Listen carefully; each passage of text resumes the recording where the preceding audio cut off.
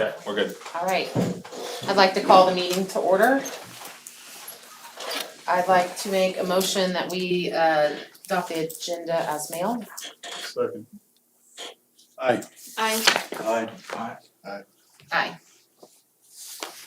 Do we have any delegation? No.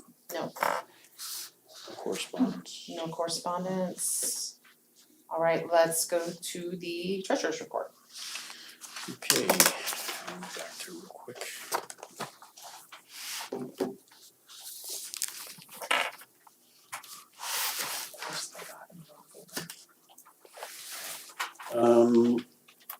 Treasurer's report on 2/1, we had some general and supplemental general money come in.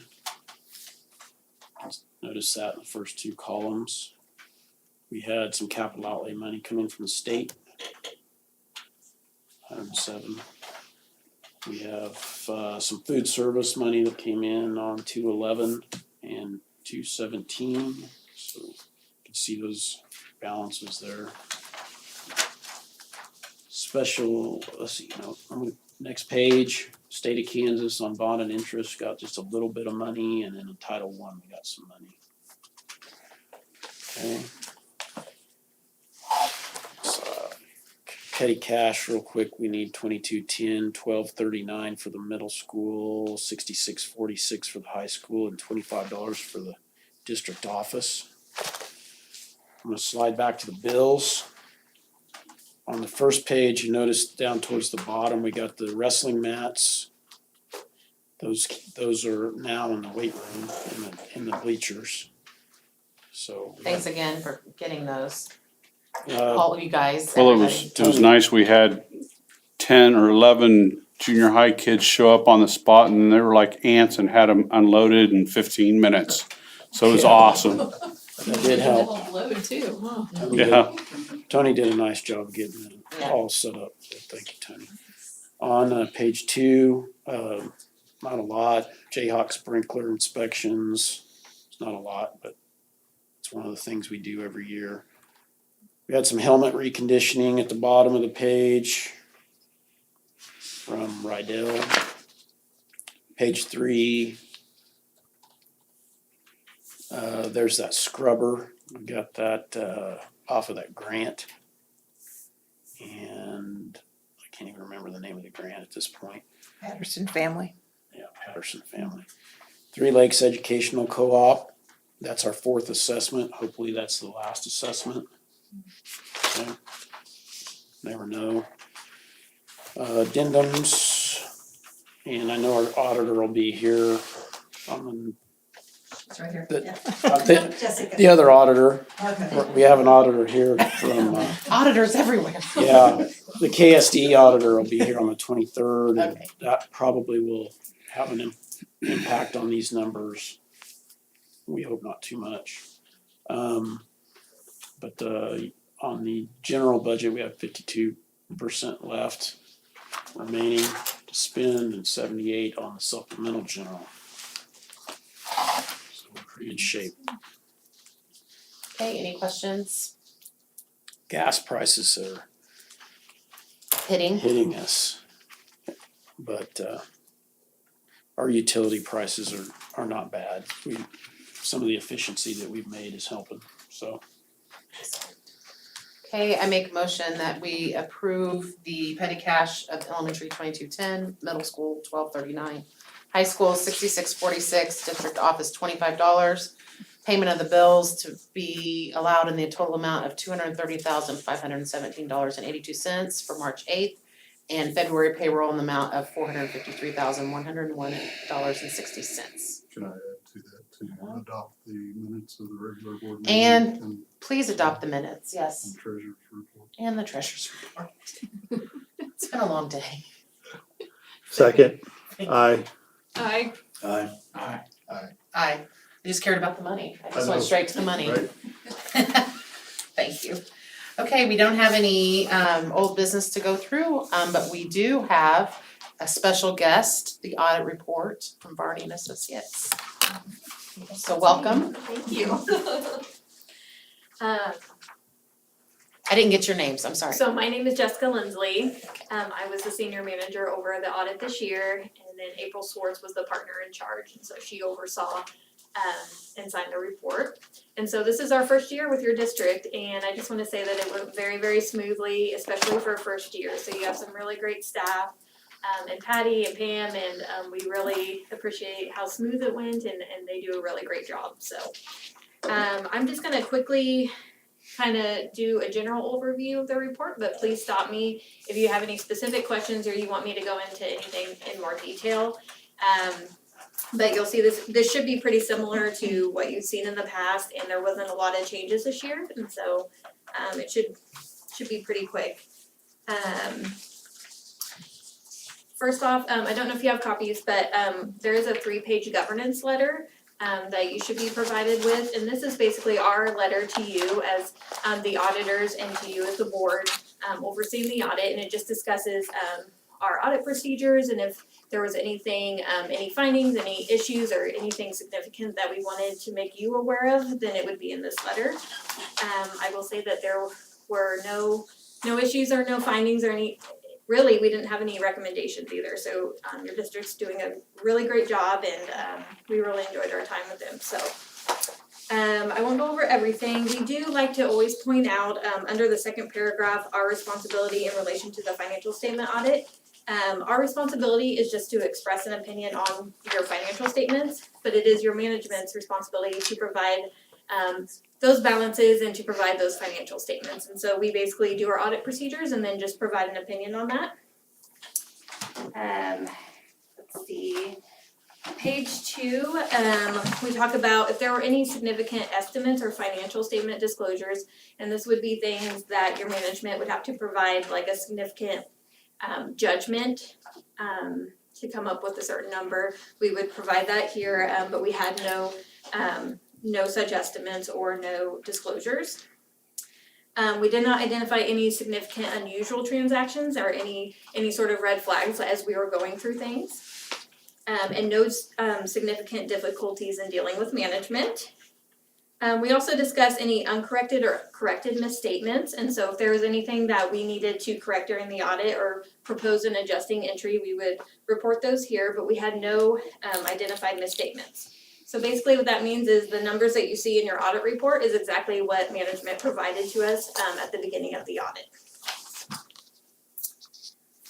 And then the last paragraph on page 3 under other significant matters, findings, or issues, that's where we would generally discuss anything, any recommendations. However, we didn't have any for your district this year, so. A very clean report. On page 3, yay. Any questions over the letter? I'll move on to the actual audit report. Again, it should be similar to what you're used to seeing in the past. Page 1 is your independent auditor's report. Again, under management's responsibility for the financial statement, it is management's responsibility for the preparation and fair preparation of the financial statement. And then under auditor's responsibility, our responsibility is just to express an opinion on the financial statements based on our audit procedures. At the bottom, basis for adverse opinion on U.S. generally accepted accounting principles. And so you do report on the KMAG model, the Kansas Municipal Audit and Accounting Guide. That is a waiver that you pass each year. And so this is explaining how you are under the KMAG basis of accounting. And on the second page at the very top, we do give an opinion. In our opinion, the financial statements do not present fairly in accordance with GAAP. However, under that, in our opinion, they do present fairly in all material respects in accordance with the KMAG model. So that's a clean opinion, the highest opinion that you can obtain. We just have to give that adverse opinion on the GAAP basis as you don't report on it. Following the independent auditor's report, this is your financial statement. On it, you'll see all of your funds listed on the left-hand side. And then the columns going left to right is your beginning amounts, the total receipts, expenditures by funds, your ending unencumbered, and then we add back any like accounts payable or encumbrances that you're in that haven't actually been paid out yet, but those expenses are in here. To end up with your actual cash by fund And then there's a reconciliation at the bottom right, with the actual, checking account, saving accounts, that you can see there. I was kind of looking through your funds and through our audit binder today just to see if there's any major changes. And really, if you look at your cash from beginning to the end of the year, it didn't really fluctuate very much. You did have a couple new funds in the ESSER 2 and the Sparks, but those were pretty well spent, and so it didn't really have effect on your ending cash. So no, are there any questions over the actual financial statement? Following that is the notes to the financial statement. Again, these are gonna be very similar to what you've seen in the past. Note 1 just discusses your different accounting policies, which have not changed since the prior year. Following that is some budgetary information, and again, hasn't changed. Let's see here, I'm just gonna point out a couple notes. On page 8, note 7, we noted no violations of Kansas statutes during the period under examination. So there were no budget violations or cash violations that we discovered during our audit. And then on page 9, notes 14 and 15, those are new notes this year that we were required to add due to the COVID-19 pandemic. So every school district in the state of Kansas had to add these two. Note 14 is a very general note. It has nothing specific to your district. It just talks about how there was a pandemic, and it's hard to estimate, what the result of that is going to be. And then note 15 talks specifically about the coronavirus relief funds and then the CARES Act funding. And it does say that you received the $240,000 in Sparks funding from the county. And following that, note 16, and this is a schedule of your bonds, your outstanding debt. And you can see the ending amount there, the interest paid during the year, and then you can see the maturities that go out to, 2030, so.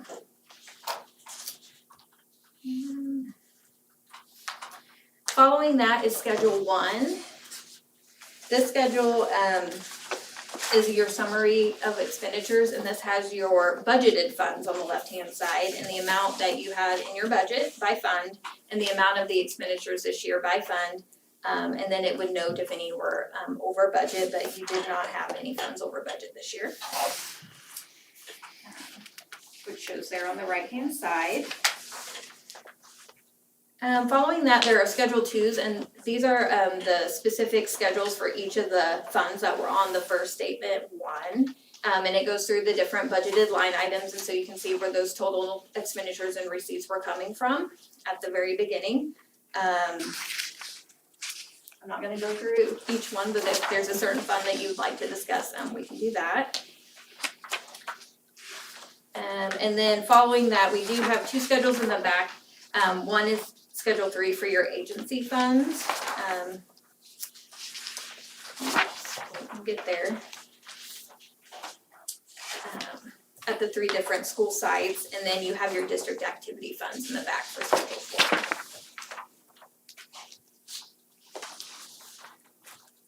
And that's all I have, unless you have questions. And we are available all year long if you have any questions, or it could be anything at the district or anything over the audit report. You're more than welcome to contact me or April, and we'd be happy to discuss anything, so. I don't have any questions. I really appreciated the governance letter. I don't even remember what we had last year, honestly, but just reading this one, it made me very comfortable right away before I dug into the issue financials, so great job to you and to the staff for putting it all together. Great, thank you.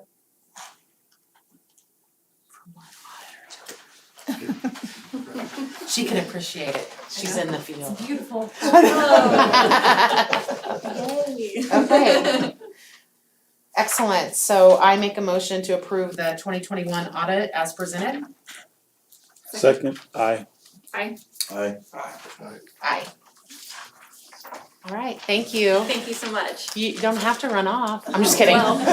Just kidding. I could just. No, just kidding. Thank you. Okay, next. Make sure I say it right. What you said. I usually make you a copy of it. No, that's okay. I move we go into executive session to discuss administrative decisions pursuant to the non-elected personnel exception under coma, and the open meeting will resume in the boardroom at 7:18 with the administration present. Second. Aye. Aye. Aye.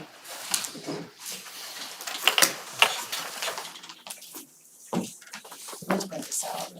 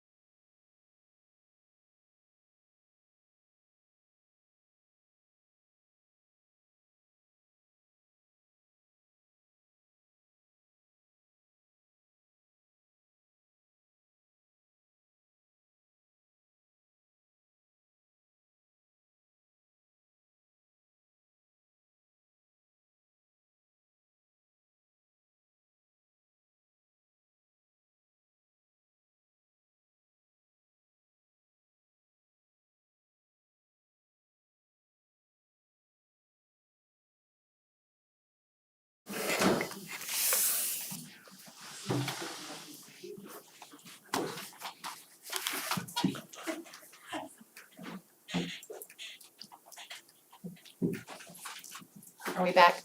Yep. Okay, welcome back to open session. I have a letter I'd like to read, from Mr. Hutton. Dated today to the USD Board of Education, USD 420 Board of Education. The past 23 years that I have served as an administrator in USD 420 have been the most rewarding and most fulfilling in my 30-year education career. It has been a time where we have seen record enrollments in Osage City. We have experienced a successful facility project that brought the community together to build some of the finest educational facilities in Northeast Kansas. Student assessment scores have increased. We have won numerous league and state championships. But most importantly, students are succeeding in a variety of learning opportunities and have accomplished a great deal in a variety of jobs and professional occupations. Carrie and I would like to thank you for your support and your friendship as a board. You have made my job one of the best in Kansas. Effective June 30th, 2022, I will be resigning my position. It was a difficult decision, but one that we feel will be best for my family. It has been my privilege to work with some of the finest educators. My building principals are some of the best in the state. I believe our teaching and support staff are truly gifted and have the best interests of our students at heart. The board members that have served this district have been very progressive and supportive of our mission to reach to all students. Again, thank you for the opportunity you have given me to be your district leader, and thank you for your support throughout the years. I wish nothing but the future success for USD 420. Sincerely, Troy Hutton. All right. I move we accept the resignation of Troy Hutton. Second. Aye. Aye. Aye. Aye. Aye. I regretful. Well, we thank you Thank you. for everything. We will now, with that, our first topic in, or return to new business is our superintendent search. So I invite Britton Hart from KASB. A little bittersweet, obviously. I have a lot of respect for Mr. Hutton, but also, the state has a lot of respect for him and also what he's done here in your district. So, kind of a tough situation, but want to thank you for your service. And Thanks, Brett. good to see you tonight. If you don't know me, I'm Britton Hart. I am from the School Board Association. I'll bring up lightly that I'm a graduate from here. I do have a few of my teachers in this room, and so if you would ask them how I did in their class, they would have to lie respectfully. So got a lot of good memories here, but also want to kind of talk some serious business tonight and see if we can help you with your search. We'll let you have a little bit of debrief as we have conversation tonight. If you guys decide that this is something you want to pursue, obviously we'll kind of have a little bit further conversation. So want to real quickly just kind of outline our service for you. It'll be pretty short and sweet, and then answer any questions you might have. And so I'm just going to start on this front page. Short introduction. We do about 80% of the searches in the state. There's about 55, 57 openings currently. That landscape, unfortunately, is kind of a difficult landscape, not just for superintendents, but for principals and teachers and our classified staff as well. And so we're in a situation right now that we, probably need to act fairly quickly. And so our search and our process can help you do that. I'm going to kind of skip through just for sake of time, but if you'll go back on page 9. Really what I want to outline is we create a process for you that really, to be honest, has been proven to be successful for boards. Many of our board members, many of you may have your own businesses, may spend your day hiring and retaining staff possibly. Some of you don't. And so our process is to help guide the board and support the district in identifying great candidates. A couple ways that we do that. The first process is really to identify what those key characteristics are. And so as a board, with input from the community, teachers, principals, etc., we think it's important to identify what you're looking for. When you've been fortunate enough to have a leader for 23 years, obviously that speaks volumes of your community and your district, but also your school board. And so candidates are going to look at a position like this to say, obviously they have a supportive community and a supportive district that says, hey, we care and value the people that we have. And so that will be a carrot in the process here. But as we do that, we need to identify what characteristics we want to look for. And as we identify those characteristics, that's how we'll screen applicants. And when we come back to you toward the end of the process, we would bring applicants that would be reflective of those characteristics. And then we'll design and help guide you through the process of asking the right questions so that those questions really reflect and glean what those characteristics that are desired. Once you do that, you'll go through that interview process, help guide you through the contract, the process of securing that person. If that individual is a current superintendent, we'll have to kind of do a little bit of a dance. Current superintendents can only have one contract at a time. And so we need to kind of work through that to ensure that that individual is someone that you can obtain and secure their services, but also keep the board in a process that you kind of keeping good quality practices as well. This service is based on the size of the school district. It's gonna be about $4,000. I have a contract here for you. And answer any questions that you might have.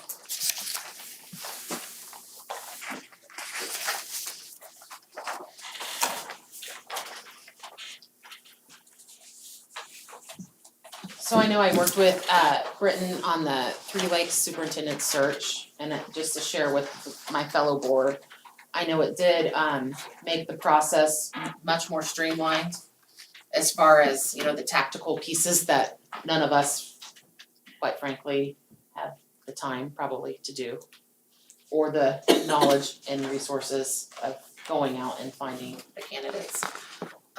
So I've done, we got some things to read, materials to read. Is if there's any questions, this would be the time to ask before we make a motion if this is a service we want to use in the process. Yeah, so I reviewed the material beforehand, and really the question that popped in my mind is knowing that there are so many open positions right now. Let's say even, 50% of them are using KASB. I'm assuming then that there might be several candidates that are going to be interviewing or that KASB would be looking at for multiple school districts. Is that something you would let us know ahead of time that, hey, they're being looked at by, 5 districts, or is that not information you can provide to us? Yeah, good question. And so essentially our role is to give you every piece of information we have. So if I'm interviewing at Burlingame and Linden and Osage, and they happen to be a week, 2 weeks, even done before that, you're gonna know that. Our process is really to make sure the board makes the best possible decision, and that we're fortunate enough to secure a candidate that's gonna be here for some time. It doesn't do us any good to lead you to somebody that isn't checked out, isn't referenced, isn't a quality person. Somebody that doesn't really meet your needs, doesn't fit the bill of wanting to be part of your community, be part of, what you've built here. I'll be honest right now, the thing that we have to worry about now is probably time. And so if and when you guys wanna make the decision, I have a timeline that's based on about 4 weeks. Traditionally, we like to do about 8 weeks. Traditionally, we like to start in November and start interviewing in January. And we know those things don't always happen in that sequence because of life and people. In this case, we would take you through a pretty short process, that week 5, you do some interviews. If at that point, we would come to you, it'll be a couple options. I'm gonna bring you candidates that we feel like meet your characteristics, that are referenced in, good, high-quality people that you would have success with. That'd be option 1. Option 2 is that, hey, we don't really have any of those viable candidates in this pool, and I would suggest that we look at alternatives for an interim candidate at this point. So those are probably your 2 main options right now. And to be honest, we don't wanna put somebody in this that can't do the job, that's not equipped and is not a quality person. And there's a few that'll be in these pools that just aren't quality people. Unfortunately, they go from job to job every 2 years, and it's our effort to try to ensure that you have that information about those people so that your kids get the same as any other district, and we feel that that's a pretty important. I have a question to add on to that. If we do have to go to the interim route, just due to timing, candidate, et cetera, when we are, I'm assuming we'll just be on a continual process of trying to find and this will all be under the same contract. Correct. So your goal with this contract is to land us a full-time superintendent, but an interim might be part of it. Yeah, there's a lot of words on there, and Yes, thank you. Yes. yeah, my former teachers would tell you that I didn't probably write that, okay? But I will tell you about that. The 2 most important things is we guarantee the search. So, whether it's now or in the future. So if we get an interim, you're not gonna be charged for that. If we get a successful candidate and they go through their first year and you offer them a second contract, that's essentially that's a guarantee that we will follow up on. And so we feel strongly about working directly with the current superintendent and with the new person to make that transition smooth. We come in as part of that process to develop goals and expectations of that individual. The most important thing you'll do next year, because you've been fortunate to have that consistency, is now we need to figure out what our relationship's gonna be. What are those short-term goals that we're gonna focus on year one, and start building that into the evaluation, and start thinking about where we're gonna take the district, where we're currently at, and where do we wanna end up here in the next 2 to 3 years. And And stop so, talking about COVID and actually talking about where we're gonna take the district, which would be we hope good. so, yes, yeah, we certainly hope. Which would be an awesome goal for all of us. Yeah, so whether we have a successful candidate or we need to help you identify those interim candidates, we'll do either one, depending on where we're at. Ultimately, the board is in the driver's seat the whole time, and so that if there's things that you want more or less of or different, that obviously is the autonomy that you have in the process. And so we can do that any way you wish. Okay, so you'd be doing the vetting ahead of time for us, and let's say someone is interviewed maybe at several locations and their board has decided, no, thank you. Yeah. You would already be aware of that and potentially know why, which then could be fed to us or maybe keep them out of the pool depending on what the feedback is. Yeah, and this time of year, I'll know every single candidate that's gonna apply for you. Now, the ones we won't will be potentially if there's any out of state. You guys are a little bit unique, cause you're not close to any one of the borders really.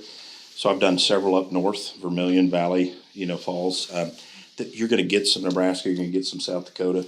Being in the middle, more central location of the state, you might not get quite as many. But if you do, those do take us a little bit longer, but essentially we're gonna give, if you two are on my references, we're gonna for sure have confidential references from them, give them a call.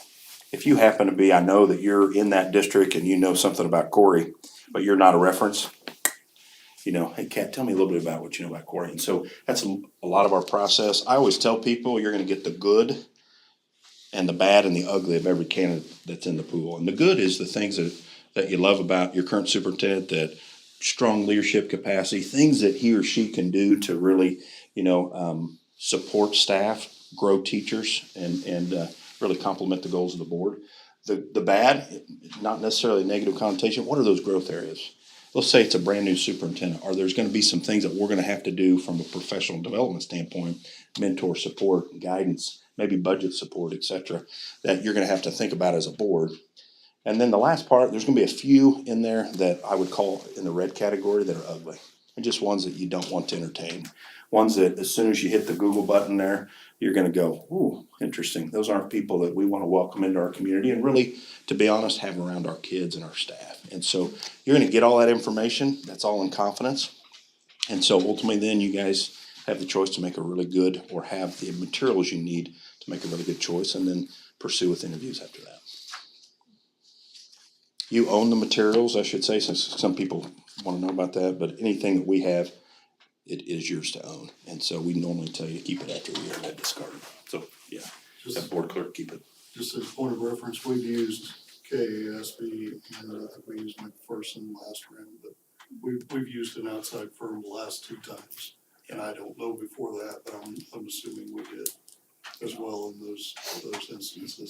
So this isn't something new to the district doing it this way. The screening committee, is that people within KSB, or is that people inside, outside KSB? Yeah, great question. So we have about 6 leadership folks within our department. All retired superintendents, recovering principals, what have you. And then we use 2 current sitting superintendents. And so normally we use somebody that is fairly familiar on size, someone that is fairly familiar with the area, and somebody that's currently doing the same work. And so we think that is a really important part of that process, to make sure that we stay current and that we have a really good scope of, are these people quality and are they capable of doing the job? Yep. Okay, just cause I'm curious, so, you bring us a list of candidates and we can do interviews or, take them out to dinner, whatever it is. Have any other districts involved, say, like the different school principals to be part of interview? Or, if there's a leadership team of teachers, have other districts, made it a little bit broader? Yeah, there's lots of different ways, and as we get into that, I'll give you all those options to Okay. kind of think about. You can do as much as just no community input, no involvement with stakeholders. We don't recommend that, but we have boards that just say, hey, we're gonna bring candidates and they're just gonna talk to the 7 of us, and we're gonna send that individual home, we're gonna make a decision. And all the way to, we bring candidates in most of the day. And they tour the facilities, they go through the community. Lots of times our superintendent that's leaving kind of takes them around the community, introduces them to, you know, those key city people, those stakeholders that really are maybe some of your community partners, you know, so to speak, and are supportive of the schools. When they tour the building, I would say that they would have, you know, many times they have special time with board clerks, central office folks, but also the building level principals. Maybe the NEA, possibly the teachers union, possibly department chairs, however you want to structure it.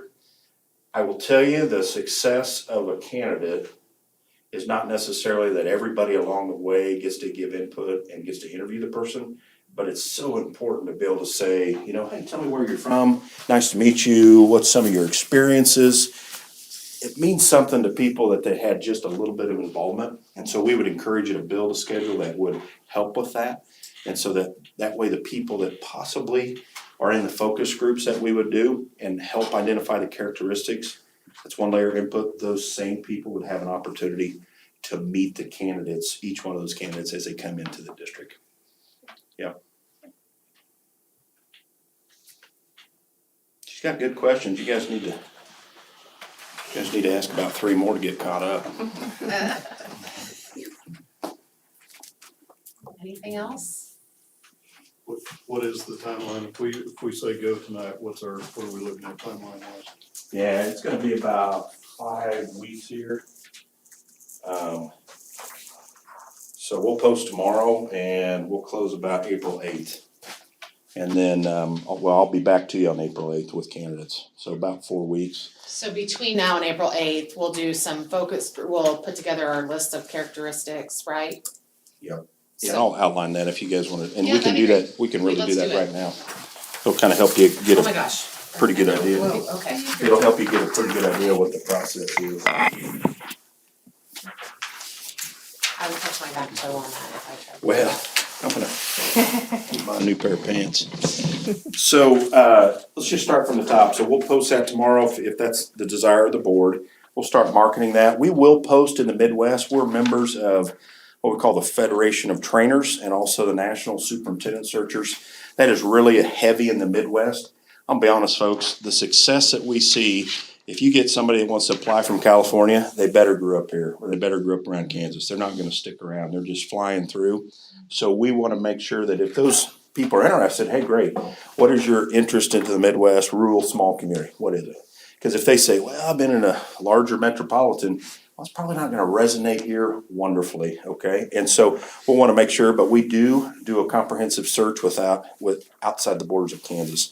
We'll come back on the, or we'll do a survey if you guys want to. There's 2 pieces of data really as we start to engage communities. So the first one is just a survey to every patron in the district. So parents, patrons, community members, sometimes grandmas take it, unfortunately, that live outside the community. You know, we're gonna post it on the website, put it on our social media, whatever. That'll be one layer of data. Be honest, when you don't have to put your name on it, you're gonna get real general, quick information. We're gonna dig down a little bit deeper, and then when I come on the 28th, that's when we'll set up some focus groups. Those focus groups, to me, I'd meet with a group of kids, I'd meet with some of your classified staff, we would work with your clerk, your soup, whoever those people are to identify those groups. We'd meet with teachers, principals, directors, central office, whoever, group of parents and possibly business partners as well. We'd have 6 or 7 groups. We really want to have a little bit more personalized conversation on what do they really like to see. And to be honest, I will tell them the things that you really like about Mr. Hutton is irregardless at this point. We want to see if we can get the best candidate, what will those characteristics be? Because there's people that absolutely thinks he walks on water, and just like all of us, there's a few people that are like, you know, that's just part of the process. And so how do we separate those things and not compare it to one individual and say, here's what we're looking for? Then we take that information, bring that back to you as a board that night, and you as a board make a final decision based on the input of those key stakeholder groups of what you want the desired characteristics to be. Once we take that, we will screen those. Once the applications close on the 5th, we'll screen those on the 6th, and I'll be here, and I think and I apologize, I think that might be a Friday evening. It is. And the only reason I say Friday evening is so that way the next week you can start interviewing and we can get moving. And so this is flexible, but also fairly aggressive in time frame too. I mean, if this was November, we'd spread it out and go to smoke in the spring and have a good time and just, you know, kind of have some leisure there, but we just don't have that, we don't have that I'm time just right looking now. at We our just spoke calendar. in the spring. Hope it's not then. It's the 8th. Are you serious? He wanted to go How'd spring. I, spring. how'd I pick that so well? Well, let's look So- at our, I'm also looking at the school calendar real quick, just, The 7th is, or that Tuesday's a track meet. well, I was looking, I'm gonna start with the 8th, the 28th, cause that's our first. So let's talk, if you don't mind, let's pause for a That's second. fine. I Let's see just- if the board Why can't I has get the questions, if you wanna approve the contract, if you do, great. Then we can finalize the dates, That's great. talk about the 4 phases, and I'll Okay, walk got out it. this door if you need me to, so. I'll let you guys talk, see where No, we're I at. mean, I don't have any, I think it's the right move. because Yeah. We obviously. unless we somebody need else has a guidance. better idea of how to. We don't have time. Yeah. Go for it. Somebody can, I would make a motion that we, where's that, that we obtain services of KASB to assist us in our superintendent search. I second it. Aye. Aye. aye. So, approved. So you might have a few parents that could do this process, if you just kind of put that out there for them, I'm sure somebody volunteered. You guys probably are just like my community, there's a few vocal people that would be willing to help out. Make sure. I'm just leaving you a copy of all I'll that. drop it off tomorrow too. Okay, so let's look at that, if you wanna start with the timeline, that's great. So Well, I'm trying to essentially, get to our district calendar on our Okay. website and I cannot get down, I can't get past the picture. so normally I do like to work backwards, and so the earlier in April-ish that you can go, the better the outcome. So had a board member last night, we're in Onega, we're about halfway through that search. And I look at it this way, we have 50 candidates to start our search process in January. 50 quality people, and there's probably 50 that you don't wanna talk to, okay? And so as you get farther and farther into the spring, you still have quality people, you just have less of them. And so there's still good people out there that potentially can do the job, but I think time is in our favor. And so we're just in that second or third phase. Luckily, we haven't had a lot of current superintendents that are taking other jobs. We've had a lot of building level leaders, like these 3 folks here. We have a lot of those folks that are filling those spots and not a lot of superintendents filling those spots, which means we don't have as many openings as we get later in the spring, which is a good thing. So we, the material would go out announcing the opening tomorrow, no matter what, so that we can get this survey out. Yeah, I'll send that to you quickly, like, And then it's do we ready need to already. decide how, so we would post it, we would do our normal, send it to everyone in the district? Britton, is that your, I would send it to as many people as you can and get. put it input on from. Facebook, put it on the, the public beyond just So the like all parents? the text messages that the parents For the get, parents, the plus- text messages, plus if we put it on Facebook and okay. And then, The survey creates transparency for the board, folks, plain and simple. for sure, You may not glean as much information as you wish or desire from it, but it's a good way for, so when you come to us, sorry to interrupt, Britton, but so when you come to us after having your group meetings with kids, teachers, et cetera, you will come to us with the results of the survey and the results of correct, all of those small groups that's correct. that we have. How are the small groups identified? So a lot of times direction from the board, so Ms. Brenner, right, I said that right? Ms. Brenner and I would take direction from you, and I'm sure Mr. Hutton will help, but you tell us what those groups are. So traditionally, I would say that they're students, they're classified, certified, they are parents, they are maybe business partners, depending on what those look like. Those are your main 4 or 5. Some communities do church groups, some, as far as the ministerial alliance, kind of all depends on you folks. So how do we communicate this to you within this timeline? Without and not meeting as a violate board? coma or doing a bunch of extra meetings. You're gonna tell us tonight the big picture thing, so you tell us who those groups are tonight, Okay. and then we will carry the water. Okay. So I would, okay, so we'll get back to that detail real quick. Let's nail down the dates first and then we can talk about that. So then you'll come to back to the board with the results of the survey, the online survey, and the conversations with the interested parties. Your suggestion here is March 28th. We do have home baseball, which would leave a couple of us out, unfortunately. I mean, it doesn't have to, but if there is a date like the 25th, there aren't any evening that Friday. I can do the 30th, Or if the that's, 30th, there's nothing that evening. I can do the 30th if that's better Does that work? for you folks. Yeah, that's fine. Tuesday. Yeah, that Wednesday. I can swap it. Well, but the 30th I'm on that Wednesday, I'm yeah. looking here real quick. Yeah, no problem. Just so we can try to get this nailed down, so we. I'm sorry, you're talking March 30th. I'm good. You're good. March 30th, how's March 30th for everyone? Wednesday. Okay, so we're gonna move this date to March 30th. So we'll need to schedule a special board meeting. 7 work, Britton? 7, you tell Do you need me. it earlier in the night based on when you're gonna meet with everyone, or? No, 7 actually works good, cause if we have, community groups, we have parent groups, they're not gonna wanna come at 3, we're gonna want teachers at, what time we get out of school? 20. 3:40? Okay, so school dismisses at 3:40? 3:20. So possibly we start at 3:25, 3:30 potentially, and, cause teachers, normally what I hear from teachers is if we can smash that as close to the end of the day and get them in and out quickly, they've had a long day, they're not wanting to sit around and talk to me. And so, classified, we normally try to, we'll work with your principals, they're gonna tell me when the best time is, and I may have to meet with 2 different groups potentially, so. Ms. Paul says, hey, you gotta be here at 8 for this group and 9 o'clock for this group, that's what we'll do, so.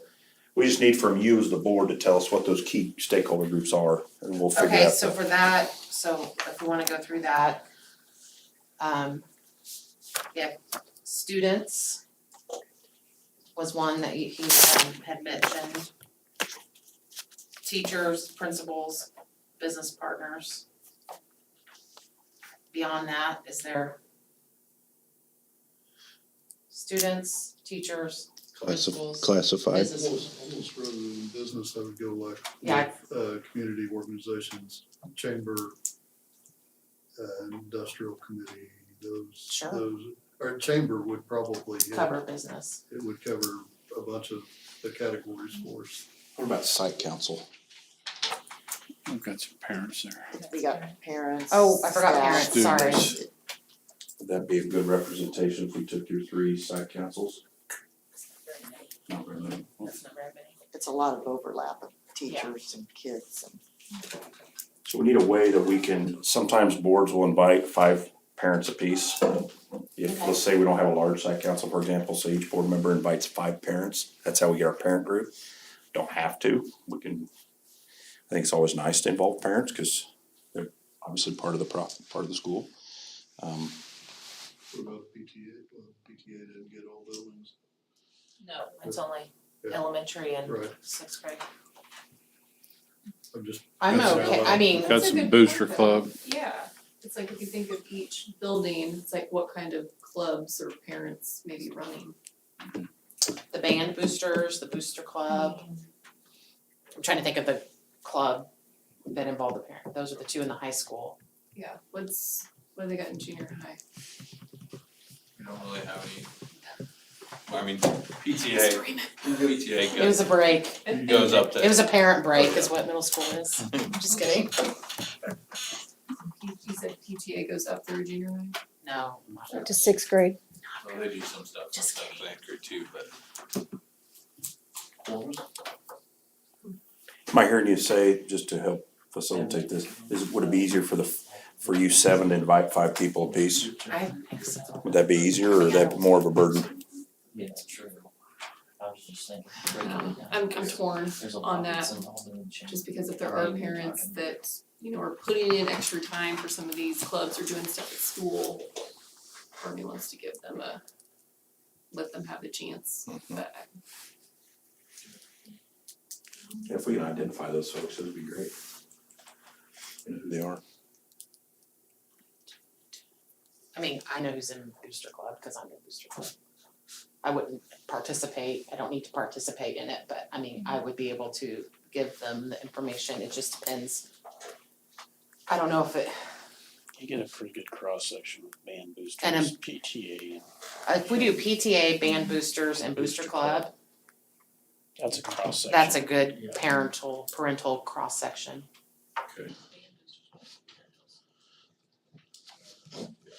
I would encourage or tell the board not to attend those.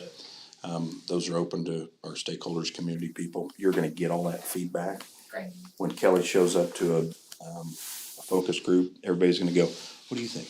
And so then we just want them to be able to Pretty sure kind of, everybody wants my opinion, but that's okay. but Just kidding. Okay, so that would be our parents, that would cover what we would assume as parents. And then kids, I'm assuming just middle and high school, I'm not sure the grade school is gonna have a lot of input, or do they? no, I would go to your two secondary principals and say, hey, get a cross section of your kids, whether it's Stuco, whether, your leaders, kids are in activities, however you wanna do it, but get a good cross section of kids. I would say maybe 20 total.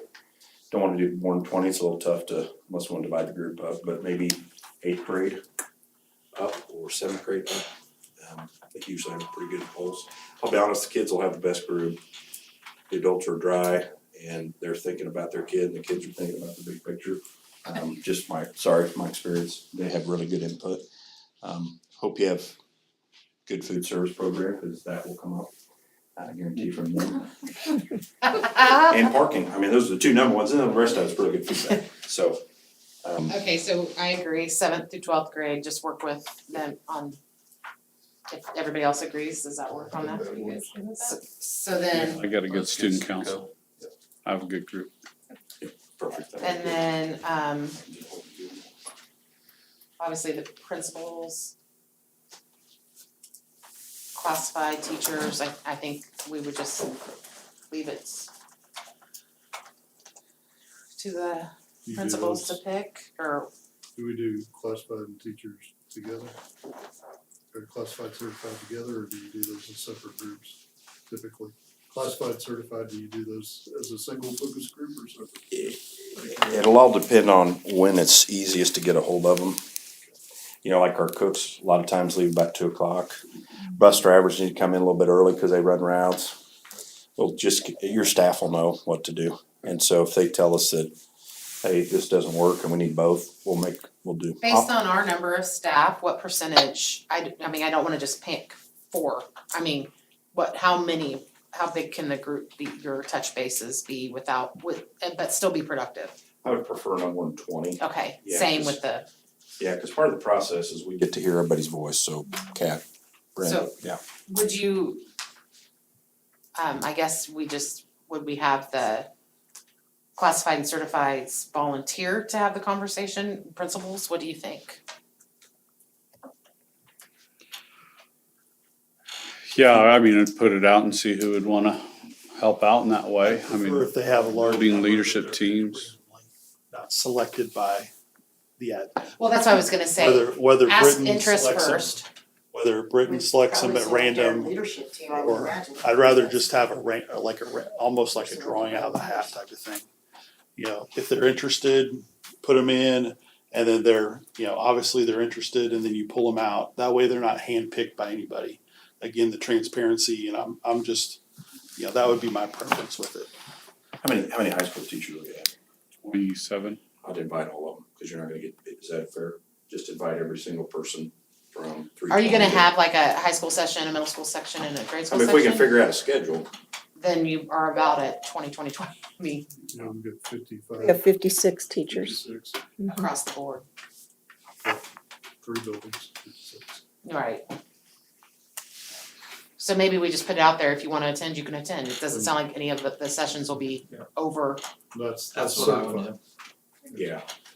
What would be a good time for a classified? Okay, all invited. We can figure all that out.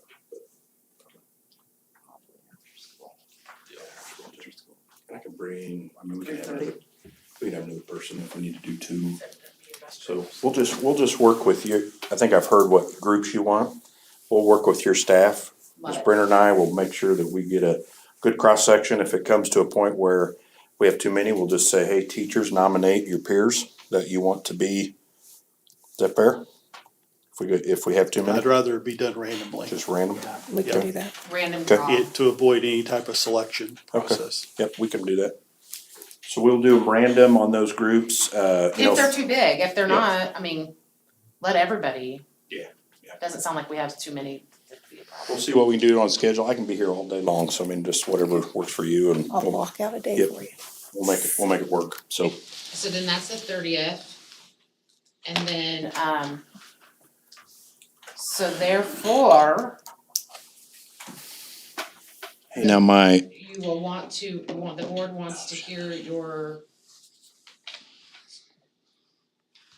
Okay, so then the next date we need to plan is when you come back with all your recommendations, correct? yeah.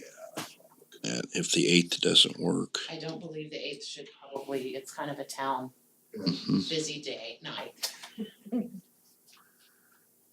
And we have, Well, the 13th. the 13th is our school board meeting. Is it possible to do it prior to the school board meeting on the 13th? As long as it's not too late for Mr. Hart and if he's available. I'm in western Kansas that day. What about the 6th, the Wednesday prior? Is that too soon? We're pushing, that squeezes that.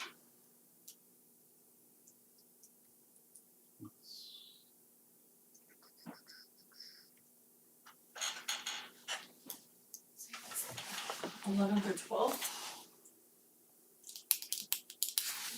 How far are we from Humboldt? I got An hour and a half. an hour and a half? Ugh. It's not my hometown, baby. Shawnee. 8 miles. What's that, 12? The 12th, we have high school track and middle school track away. The 11th, we have JV baseball that Monday. It's at 2:30. Could we do, yeah, now that I see it's 2:30. Because they don't have lights, so we could do probably, If one of us can't make it. right, I mean, we'll make it work, Yeah. yeah. So why don't the 11th, Britton, does that work Monday the 11th? So either have to go early or late. I got a Late. 5:00 in Humboldt. How late would late be? Can we do You guys like, do lunch or on that day, or it's just with the board only?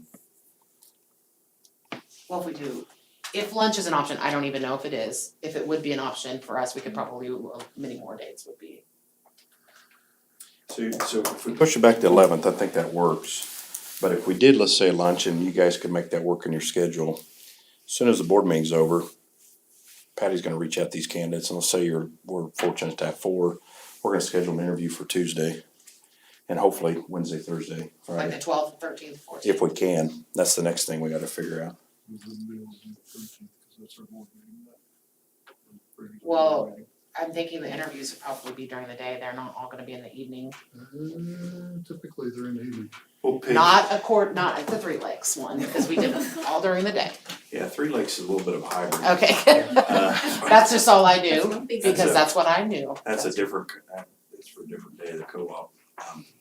But we can do them all during the day, we could do them all at night. Once we get there, we can certainly talk about that. I would suggest if, at best we can, we wanna treat every candidate the same. And so, if Corey's coming in and he gets to beat everybody and he gets a nice meal and then gets a visit with the board and Kat comes in and she gets cheated out of that, well, that's just not that's not the best foot forward, See the so. worst side of Kat. So we wanna try to, what about lunchtime on the 11th I'm gonna present candidates to you at that point. Gonna take about an hour-ish. Can we make that work? Yeah, I mean, I I can do I'll be 11. fine. Yeah, I can do it. I can allocate. Okay, I'll make that work.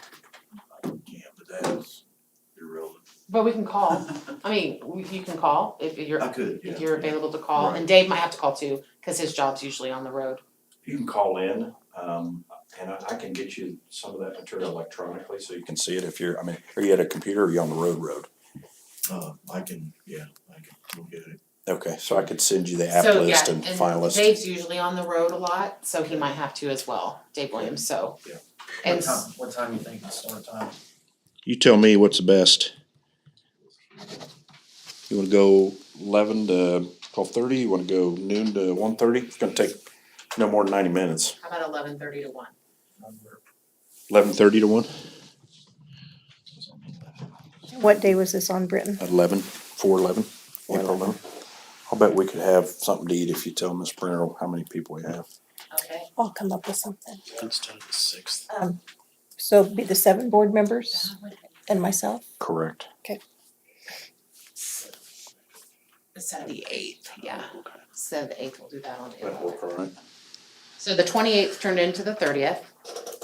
The 8th turned into the 11th at lunch. The 11th just it's a work session. Yes, he's gonna provide all of the, Correct. Yep. so we'll go into executive session, right? Yep, no action will be taken. No, and with no action, okay. And then, So let's talk about candidates. So let's first narrow down, can everybody do 12 through 15 if we have 4 candidates? at night, Well, it sounds like since we have a board meeting, we'll have to shift that. You guys start meeting at 7? it says 6 on the calendar for some reason. We can shift that day a little bit. We have baseball on Thursday and track and golf. Yeah, we're gonna have events. And I'm not saying that we can't, but I'm, So the hard part about this process right here, you're gonna find really quick, cause I'm only married to one person, thank goodness. It's hard for 2 of us to find similar dates to do things together. yeah, The 7 of you, as best you can, it's not a deal breaker, but nobody wants to be hired by 6 people and then Corey wasn't the person and then the person comes in and goes, oh, hey, I didn't know you're on the board. Oh, yeah, I didn't pick you, really, cause you know why I wasn't here. And so however we can, the best we can, that all 7 are here. no, I'm Normally- just throwing out what's happening. Yeah, I'm not normally saying nights. I can miss a game, I'm just saying this is what happens out there. Normally nights are a little bit better, just because if our board members are on the road somewhere, but Mhm. How about 4 o'clock in the morning? I mean, yes, and we can do that. That is, Tyler, that is your crazy schedule, mister. Right, those next 2 weeks are packed, so we'll just have to make it work. you may have We'll make it 3. work. You may have 2, so I mean, but we need to probably, so for example, if Wednesday is already a weird day, we may schedule Wednesday, but if we only have 3 candidates, we may go Tuesday, Thursday, Friday. And That's Friday's Good Friday, does that cause an issue? do you have school? No, That's a problem, yeah, so. What's that as following, of today, we don't. what's that following week? We never We do. never do. Friday. We never have Good Fridays. Oh, it's the Monday after. Wait, why does it say Good Friday? Easter's not till the next week. Am I on the wrong? You're correct. It's Good Friday, Easter's the following Sunday. Is the 17th. Yeah. I was off a week. So So what's we that did them following at one point, we did 2 1 week and 2 the following week, and I know that's spreading them out, but is that? Can we do more than one on a night? It's just tough, I mean, it's. Easter Monday is the 25th. Why am I, Are you in March? We wanna try to look at the following week. Yeah, that's what I was thinking. I was gonna say, could we schedule the interviews the week of the 18th? To get away from Easter? oh, Orthodox Easter, I was on the wrong week. No wonder. I mean, could we just meet on the 11th at 11:30? We'll see how many candidates we have. If it's 4, we can maybe do 1 that week, 2 the next week, like just see what it looks like and be flexible between the 2 weeks if needed. That makes sense. Yeah, the thing you just wanna keep track of, Yeah. and this time of year, we're kinda, We have to, I think We're we're kinda not gonna have stuck. the luxury of the 2 week, I mean, I don't know, I feel like once we have our candidates, we're gonna have to knock them out. Why couldn't we do a 5 o'clock start on the night of the board meeting and do an interview? I mean, it's not like Wednesday's out.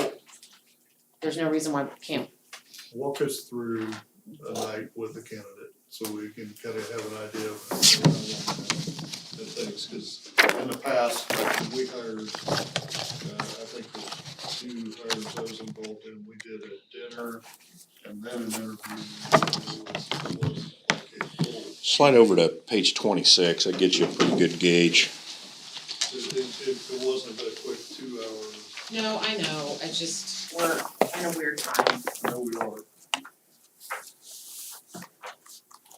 I mean, I kind of agree with Todd. I think we're gonna have to allocate some time for each Yeah. interview. I mean, it's. I don't- Yeah, page number's right on the I don't inside, think sir. we're gonna have the luxury of streamlining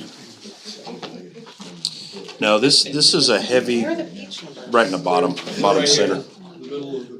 The middle. So I'm not. Thank you, Karen. So 26, 27, 28 are some samples. You know, I'll be honest, the more I do this, 26 is way more appealing. If I'm coming in the district, I don't wanna be here at 9 all the way to 9 PM. I mean, that's 12 hours for a candidate. And to me, come in at lunchtime, meet key people, have some conversation, have a tour, get ready for the small, supper, so to speak, with the board, and then get the process rolling. Well, they That's may, what works I mean, well. this might be just a random thought I have, but even if it is an activity night, hey, we've got a baseball game going on, we've got a track meet. Go down there and walk around. Nobody's gonna know who they are. They can kind of see everybody in action. You know, That could be part of the how tour. parents interact, how people interact, you know.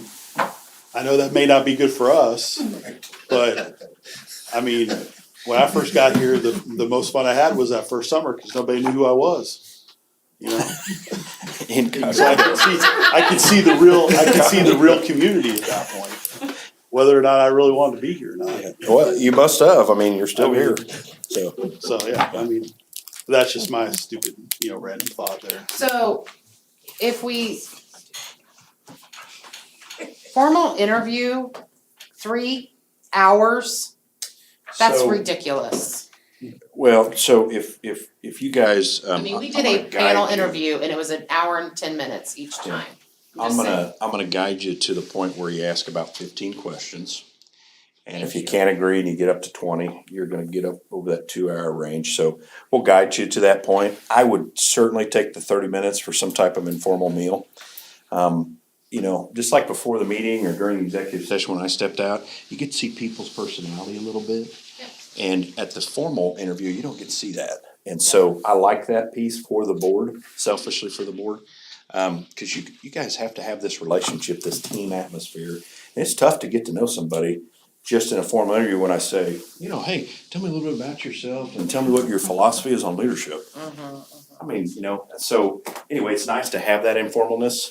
You tell me as a board, all you have to worry about is the back end. You have to commit to 2, 3, 4 days in the evening days. You tell me what it is, and Ms. Brenner and I will fix it.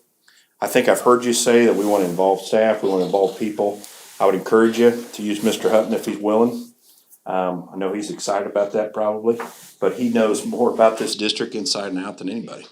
And so taking that individual around the community, meeting key people, if we're in a group of people and we're having a conversation and somebody's, asking something they shouldn't or getting involved, he sweeps them off or she off and we go down to the next road. Cause it's all about, these people wanna come here. And when they leave, we want them to come here. And so we gotta put our best foot forward. I agree with everything and we should take the time. If we decide the 12th, the 13th, the 14th work, I think we can make the 13th work. Why can't we start our board meeting at 8 PM? Have the dinner at 5, start the interview at 5:30, what have you, do an interview, and then start our board meeting at 8 or whenever. Cause it's a clear night with the exception of the board meeting. If the board meeting just gets pushed out an hour, we could still get a full candidate in that night. Push the board meeting to the following week. Yeah, because you have to have your board meeting set, because it has to have 2 clear days, people have to know the time, the date, and the Well, I'm place. saying we would do that now. We'd make that decision now, or we could make the decision to move the board meeting to 4:20 versus 4:13. Either way. I'd be supportive of that, to go to the 20th for our regular board meeting. So then it opens up a day It for, opens up. and then we can get the action taken care of back to back. and keep moving forward on this process, which is, And if we should be end our up- top priority. And if we end up with 4 candidates. and make a decision. We end up with 4 candidates, we would do 12th, 13th, 14th, and then the following Monday. About have to. Now, we're also, well, depending on weather this week, we may be closed that day as well. We may have no school that Monday. So it might be the 19th would be the next full school day. We'll know for sure after tomorrow or We'll know for sure Friday. this week, Yeah. or we might know tonight. And we won't talk about it a lot tonight, cause we belabored the schedule, and I think, what other questions do we have about the schedule? That's the most important That thing to makes- secure. So we're gonna stick with 4/11, come to the board meeting at 11:30. We're gonna stick with the 12th, 13th, and 14th. And then an alternative day would either be the 18th or 19th. Did I hear that correct? So to muddy the water, if you're done on the 14th, we're gonna offer somebody. Yep. We're gonna call Kat. Kat, you're our person. You came in the district, we think you're our superintendent. We're gonna give her 24 hours. That's it.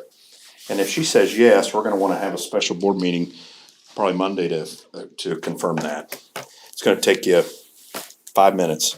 Okay, the contract's already out. If she says no, we're gonna call Corey. Corey, the board really loved you. You didn't know that we called Kat and you're second. You think That you're our was it. superstar. Yeah, so that's gonna be pretty quick. Next time I come back, we'll talk about all that.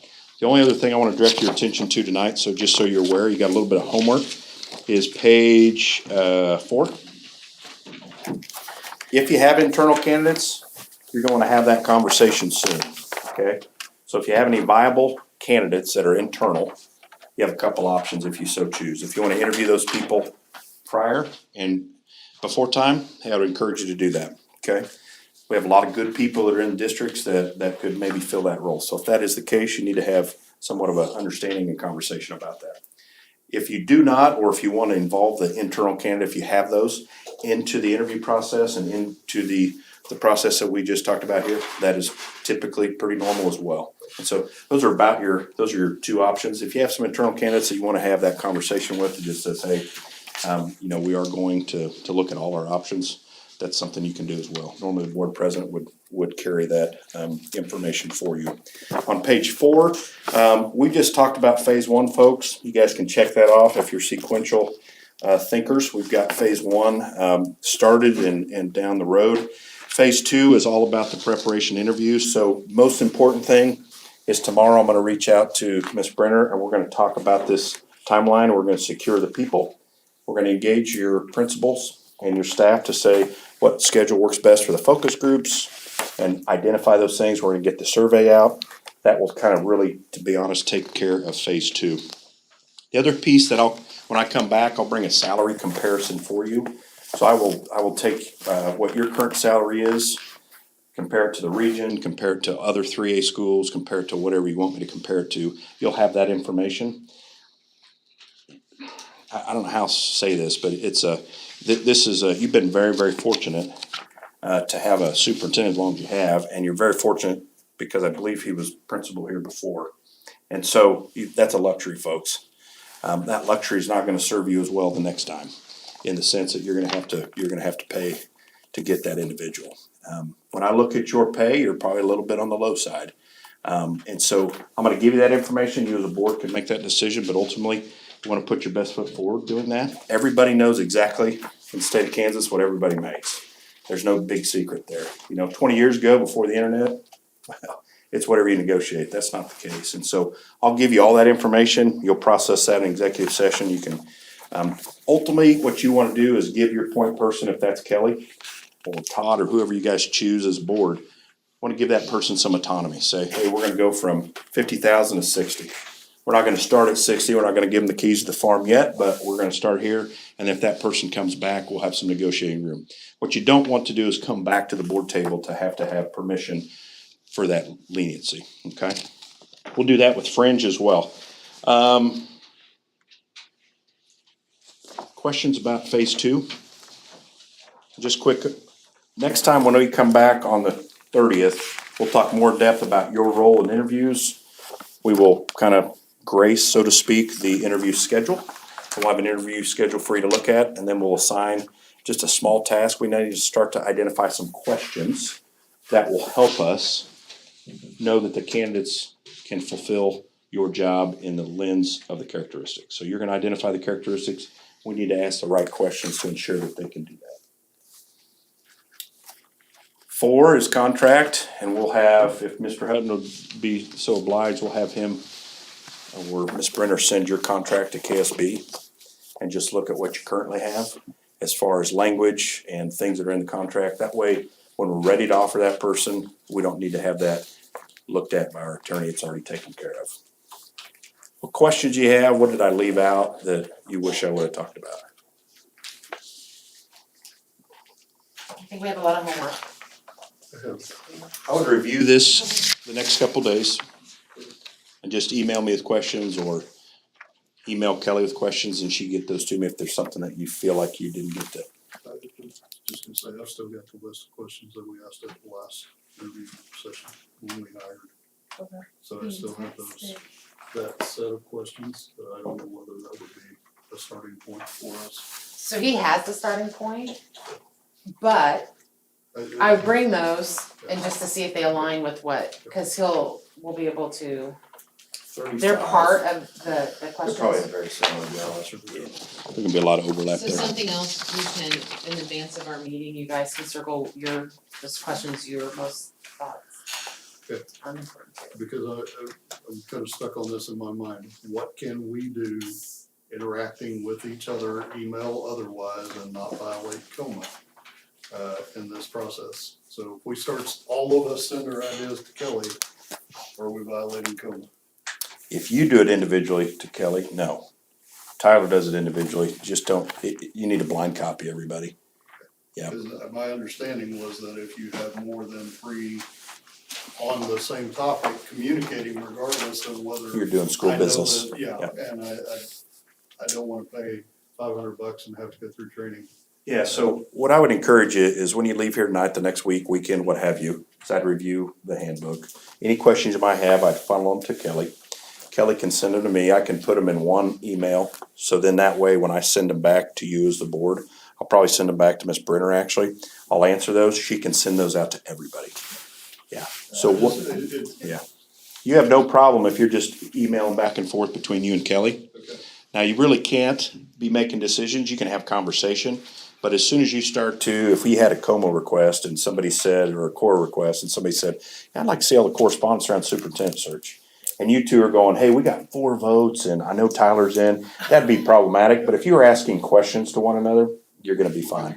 But if you have all 7 on the same email, that'd be problematic. Got it, that makes sense. Okay. I think we're good, it's a lot, Yeah, sorry. so we'll have, do I need to make a motion for these special board meetings? Or do we just state that we're having them? I think we have to have a motion to. I would say if we actually know that we wanna do the April one on April 20th, then we announce that, or we do that one. Well, it starts on the 30th. On the 30th, on March 30th, we will have a board meeting to discuss results of the surveys and to outline our questions at 7 p.m. And then we have one on April 11th at 11:30.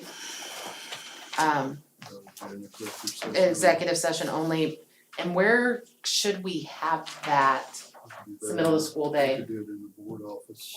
We could do it in the board We'll office. Just do it in the board Just the office. 7 of you, yeah, no Yep. problem. At the board office, and then we are officially moving April's monthly board meeting to April 20th at 7 p.m. Second.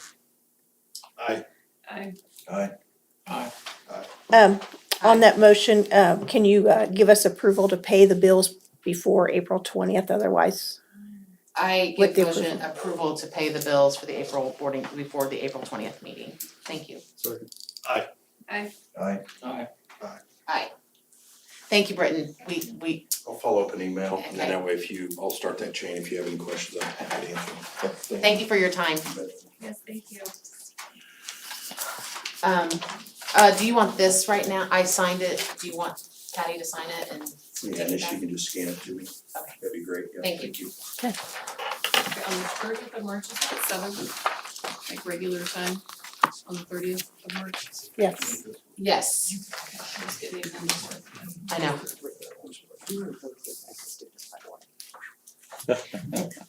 It'll be my to-do as well. Yes. Okay, on next in the new business, we're gonna discuss student contact days. We've used 4.5 days so far, but if you remember the first day of school, we had a inclement weather half a day. And then we had a work day that didn't get to happen, so we're at 4.5, we get to 5, we can have 5 without having those 3 days. I'm concerned about a couple of things. What sounded to be a decent idea at the time doesn't sound to be such a good idea now. On Friday, what happened is they moved the dates or the times for state basketball's first game to 2:00 instead of 3:00, which really screws you up on leave times. So 2:00 game, leaving here at 11, which we kind of said last time. That doesn't work really well for people if they want to go to the game. So that's just I'm throwing that out there. I know most of the people here in the county, we have like 4 state teams, I believe, and I don't know that any of them are having school on Friday. Besides, we were planning on it. So tomorrow we dismiss at 12:30. So that takes us to our 5 days, and then any other day, would be. So I don't know if you want to have a discussion on that or if you want to talk about it, but we do have also the big concern that I have is the weather coming in. We have obviously our band is they're supposed to leave Thursday to go on a trip to OKC in Dallas for the weekend. So they're not gonna be, I don't think, impacted, but we will be taking a pep bus, and that will be a concern. And I'm also concerned that we may not even have school with the snow coming in. I think you said, Tyler, was supposed to blow along with the snow and 3 to 6 inches. That's as much as we've had all year. So On Thursday morning, starting Thursday morning, very early Thursday morning. So, let me second. so if we looked at this without the snow, just take the Okay. snow out of it, and let's talk about what would happen if we closed Friday to go, so that we could accommodate people going to the basketball game. That would put us over the 5 days, but I think we have enough hours and days left that we could waive Friday and not count it toward that 5 total, so that they would still get those 3 days off and we'd still be okay. Based on the hours. Based We on the we hours. haven't done any essentially set specific mental health days for our staff. Right. I mean, other districts have done days around Thanksgiving, around Christmas. I mean, we've not done anything like that. What I'm suggesting is forget about the weather, let's not count Friday, and we would still be at 5 or less, and we would still get those 3 days off, and we would still be okay on the hours.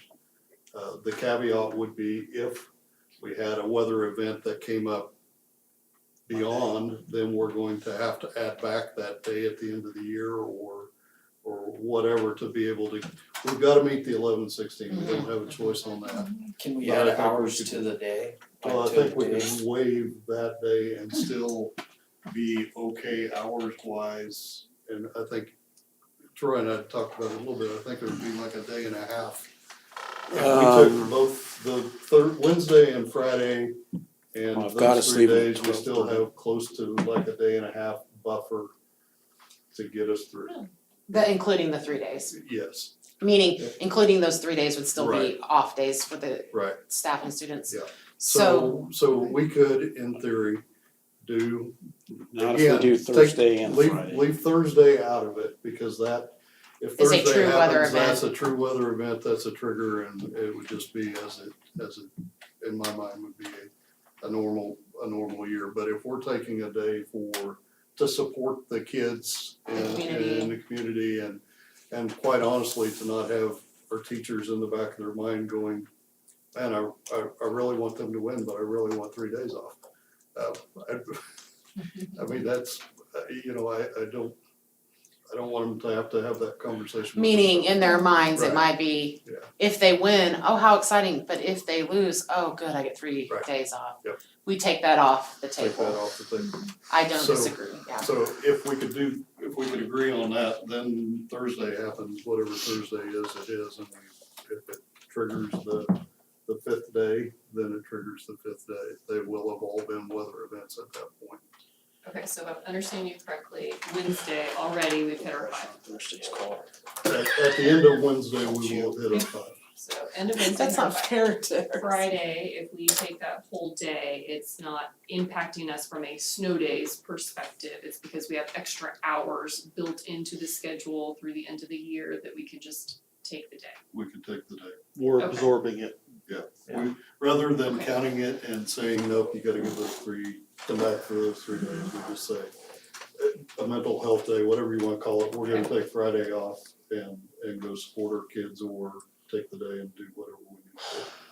So then, okay, I think we all are following that. I'm not comfortable saying, well, Troy, you either have to call school or not, and that's what's gonna trigger. I think the weather is going to tell us whether we call school on Thursday or not. That's It's out of our not, control. yeah, it's not gonna be. So let's do both, but at the I won't be the only school in session, I'll tell you that much. heck no. So And you say won't be the only one out. And I won't be the Both only one. ways. both ways. So the weather is the weather. We have to call school due to the weather for the safety of our schools.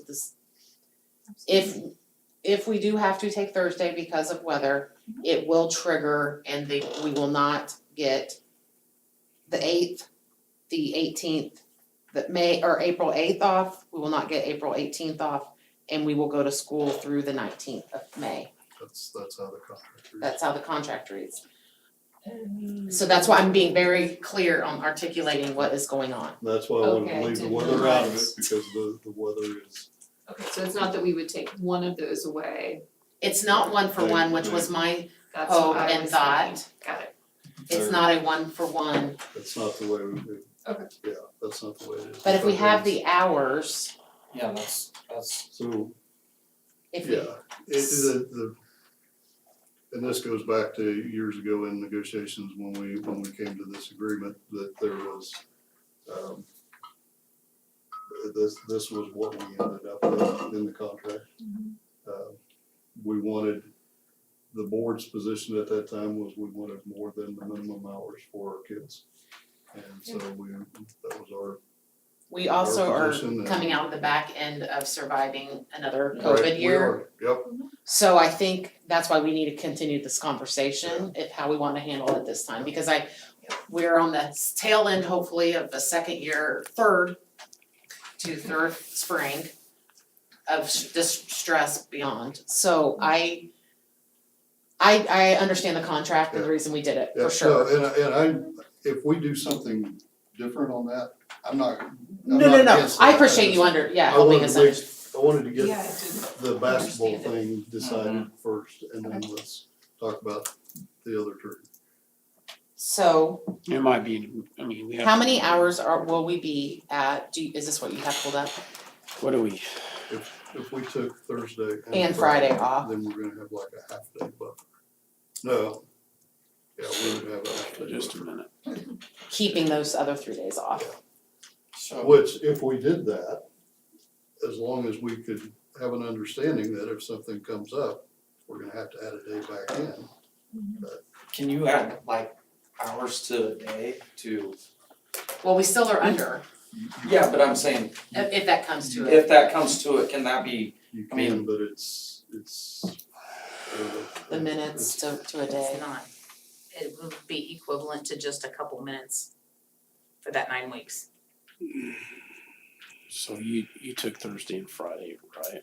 And then Assuming, yes, if we took, if you took Thursday and Friday, you'd add the other days back in.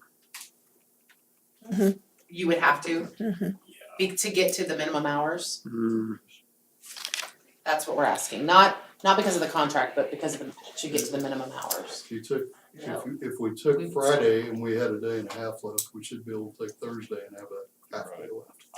That's where I was asking. We're at So even if we potentially started late on Thursday, that would still be good. You don't lose anything on a late start. We don't lose anything on a late start ever. I think I think we have about 5 hours. Will the So that's the half day. will the seniors have enough hours by doing that? They don't need as many hours as. I know, but will they still meet their hours? I think by 5. Okay. They get out, their last day's on a Wednesday. And that, I'm okay with that as long as we have an understanding that I have my recommendation, if that happens and we have a storm come through that takes power out for a day like it did at the beginning of the year. that's what, I couldn't remember what then happened, that's what it was. Then we have to add that last day of school back on or whatever. I'd say one of the other two, but we may be past So- April 11th by the time that happens. We're We're getting to a point where we don't give So I ourselves any have- buffer for Make sure I any kind do of this event right. that happens. State at the end of basketball the year. tomorrow and get out We just there. have to understand the risk. And then I have We're zeros willing to- there. if we can. Okay, That's got it. Thursday, Friday. Be Perfect. And I negotiated have, through that. I'm gonna make sure I did this right. That's our collaboration, parent teacher day. We're just double checking. That could just be a motion then to change what That's exists one in of the our contract days language. at I 0. wouldn't change the Okay, contract, yeah. but it would just be waive, Okay. Yeah, there you go. do a waiver on what's in the That's contract. the 15th. We don't- And I could sign off on that for you. Got it, and then there's the other one. 18th. Mhm. I thought it was Zero. only for one. No, it's never been. Go to school for Last the, day for the seniors is on the 11th, and we would move that, would be our normal last day, to go to perfect, and then so 11:30. how many hours are we at? Also, I did check We're the still in the contract. green. It's I mean, it's blew up in the last 24 hours. It's like all of them, you don't know until it happens, Yeah, what you're gonna get. Okay, so everybody, so I just double checked the math on the spreadsheet, and I believe confirmed with down here. Taking Friday, yes. Let's assume it's gonna snowstorm and we have to take that day. We still have 5 hours over the That's minimum. with Thursday and Friday. Taking Thursday and Friday. And Wednesday early dismissal. Yep. We're still 5 hours over the minimum for the school year, If we, including keeping, I looked at them all with you, I feel good about it. Smoke in the spring, Easter Monday, and the last day of school, remaining that Wednesday, the 18th. If anything happens, we have 5 hours, and if not, we'll, depending on the date of the event or what we have to do, and we're meeting 82 times between now and the end of school at this point, so we'll get it all figured out. Yeah. Amy, would you be good with that deal? Yeah, I just told Kat I would sign off on that. Okay. I thought you were talking about something else. You So at said- that point, we could either add a day or potentially look at adding minutes or hour. An hour or a half To day the or, end, to the end of the remaining school days, yes. get to where we need it to be to have. To get all our minimum hours. So the inclement weather day will be what it is. That call will be made Do we on need a Thursday. motion for Friday then? So let me yes, get this straight, if we call it weather day Thursday. And Friday is depending upon which. we still get to keep them Would So do you want the motion as an because if? we're still in Yeah, the process. I think. It would have to be, I would It would say. have to be, I don't think. in the event the We're boys maybe win having exception to the contract. Wednesday in their first round of She'll sign off on it. Well, or 3A state basketball. Alright, so I'll make a motion, in the event that our boys basketball team wins Oh, on Wednesday, it's gonna be as if they win, okay. in the event that they win Wednesday and advance to the semifinal, then Friday, March, do I need the date? 11th. 11th, we would not have school. Second. Aye. Aye. Aye. No pressure, boys. It's up to The y'all. whole team's watching. Do we need a motion that, to say that, should we add to that, I'm sorry, that we will not count that against the teacher, the current contract language with the 5 days or less? Just. Yeah, I mean, I think the fact that we went through it in open session, I think everybody would know where we stand on that, I would think. We're altering the written agreement, I think we Go for it, make another motion, that's fine. I'm not saying we're not altering the written agreement, we're waiving the written agreement. Make a motion. And I would make the motion that we waive that day as a day counting against the 5-day trigger on the days off in the current contract, something along those lines. Second. Thank Aye. you, Andy. Aye. Aye. Aye. Whew, I'm just trying to make sure that we no, it's good. cover our bases. Kelly, can I ask a question? Of course. So let's just say then Friday, we have school. If the boys lose, we have school. Yes, What if we have school, we're supposed to have school, cause let's say, hopefully not, the boys lost. So we have school, but it's a snow day. We're So snowed we're out still Thursday, over. Friday. We're still okay? yeah, we're still okay on the Okay. time. I'm just, We still are Clarify. above, we're still above 5 hours.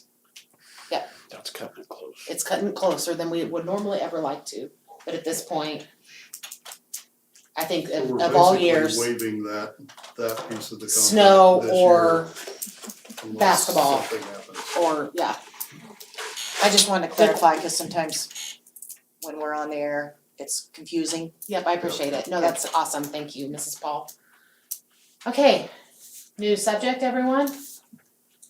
Internet E-rate bid, doesn't get more exciting than that. Andy's working on this part and, I skipped the administrative We, reports, didn't I? we're not there yet. Oh, we're not even there yet, never mind. We have, a bid coming in for E-rate, internet and we just can't, it's not ready yet. And it won't be ready until, I gotta go back and review, March 22nd.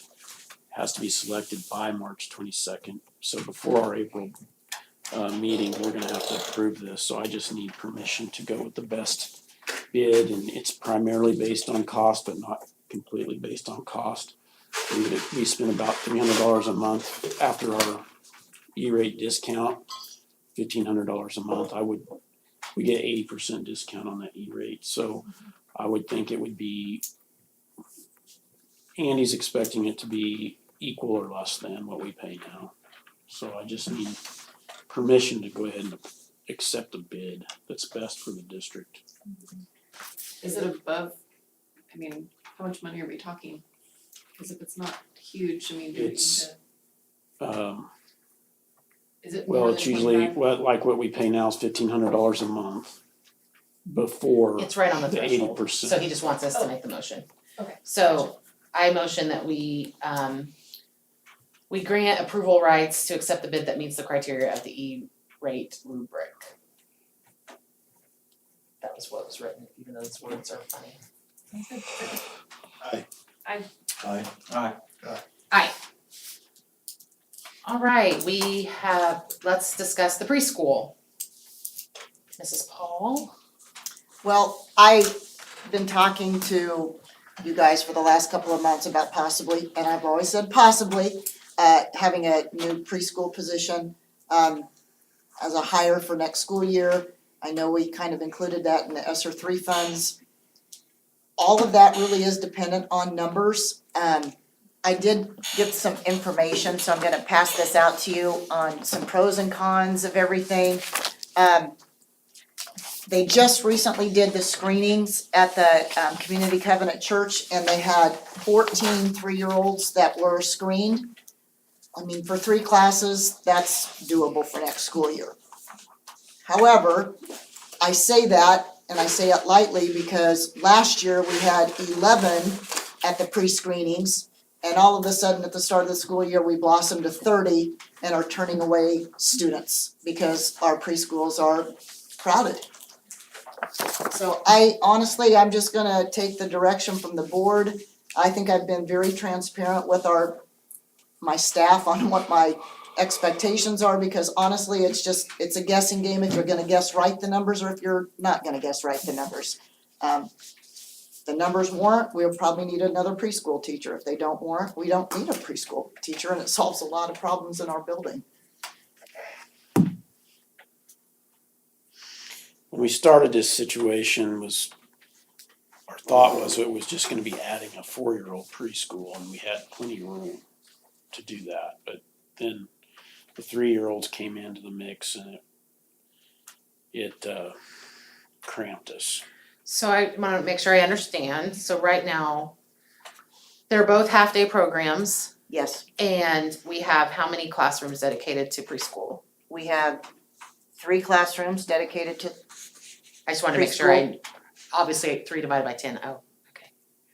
Just making sure I got it, okay, so right now we have 3 classrooms, 10 student max on the 3-year-old, Correct. 15 student max on the 4-year-old. right, I need students, I just wanna make sure we all are understanding what. Is that what we have on our 4-year-old right now? it's up at the top, we have 47 students right now in our 4-year-old program, and we've turned away 4 students, I think I put on there. 3 on the Three, waiting okay. list. Sorry, I don't have a copy of this in front of me, I gave them all out. And then the 3-year-old program. I You have mean, it 30 plus definitely, 2 yeah, on the it's waiting. definitely not as many, cause we just, if you would come and watch a 3-year-old preschool program, you would understand why the numbers have to be very, very low. And I think my staff also wants you guys to understand that in the preschool, how do I say this professionally? The academic knowledge that the students have coming into the program is very low. If that makes sense. It is vital that we get these 4-year-olds into these programs. I would have said 5 years ago, don't bring 4-year-olds into our building, we don't want them. We have to have them because that's really what we rely upon to get those kids into our structure, into the rules of the building. A couple of years ago, I would have said, no, I don't want the 3-year-olds because I don't think we're gonna have room for them. But then I knew what was happening in our 4-year-old program. The only way we're gonna make that better and make kindergarten readiness progress is to get the 3-year-olds into our building. So it's just, if we could have a facility for birth to 5, that would be wonderful in our community. I mean, we have property, correct? We have close property. I mean, I could see how this maybe could be a plan for down the road to have a facility, specific That's the next bond facility issue. for this. For sure, the next bond issue. But I think at this point, we're tapped out. We don't really have any place to put any additional students than what we can handle now. And if we want to do more, if we want to bring more of those preschool kids in, then I think we really need to make a hard look on how we do that. And whether if that's building a new facility, if that's relocating a staff, what does that mean? You know, and freeing up certain classrooms, how does that affect our current staff? And the whole dynamic of potentially the elementary or where that new teacher is and how they teach. And, you know, I think that there needs to be a whole broader discussion about an actual plan than just an idea that, hey, I'd like to do this, and then just kind of figure it out when it happens. I'd rather have an outline determined of how we actually handle this, because I think we could accommodate more kids if we had a specific facility, and that may be something completely brand new to our county that no other community has in the immediate area that we could really benefit from.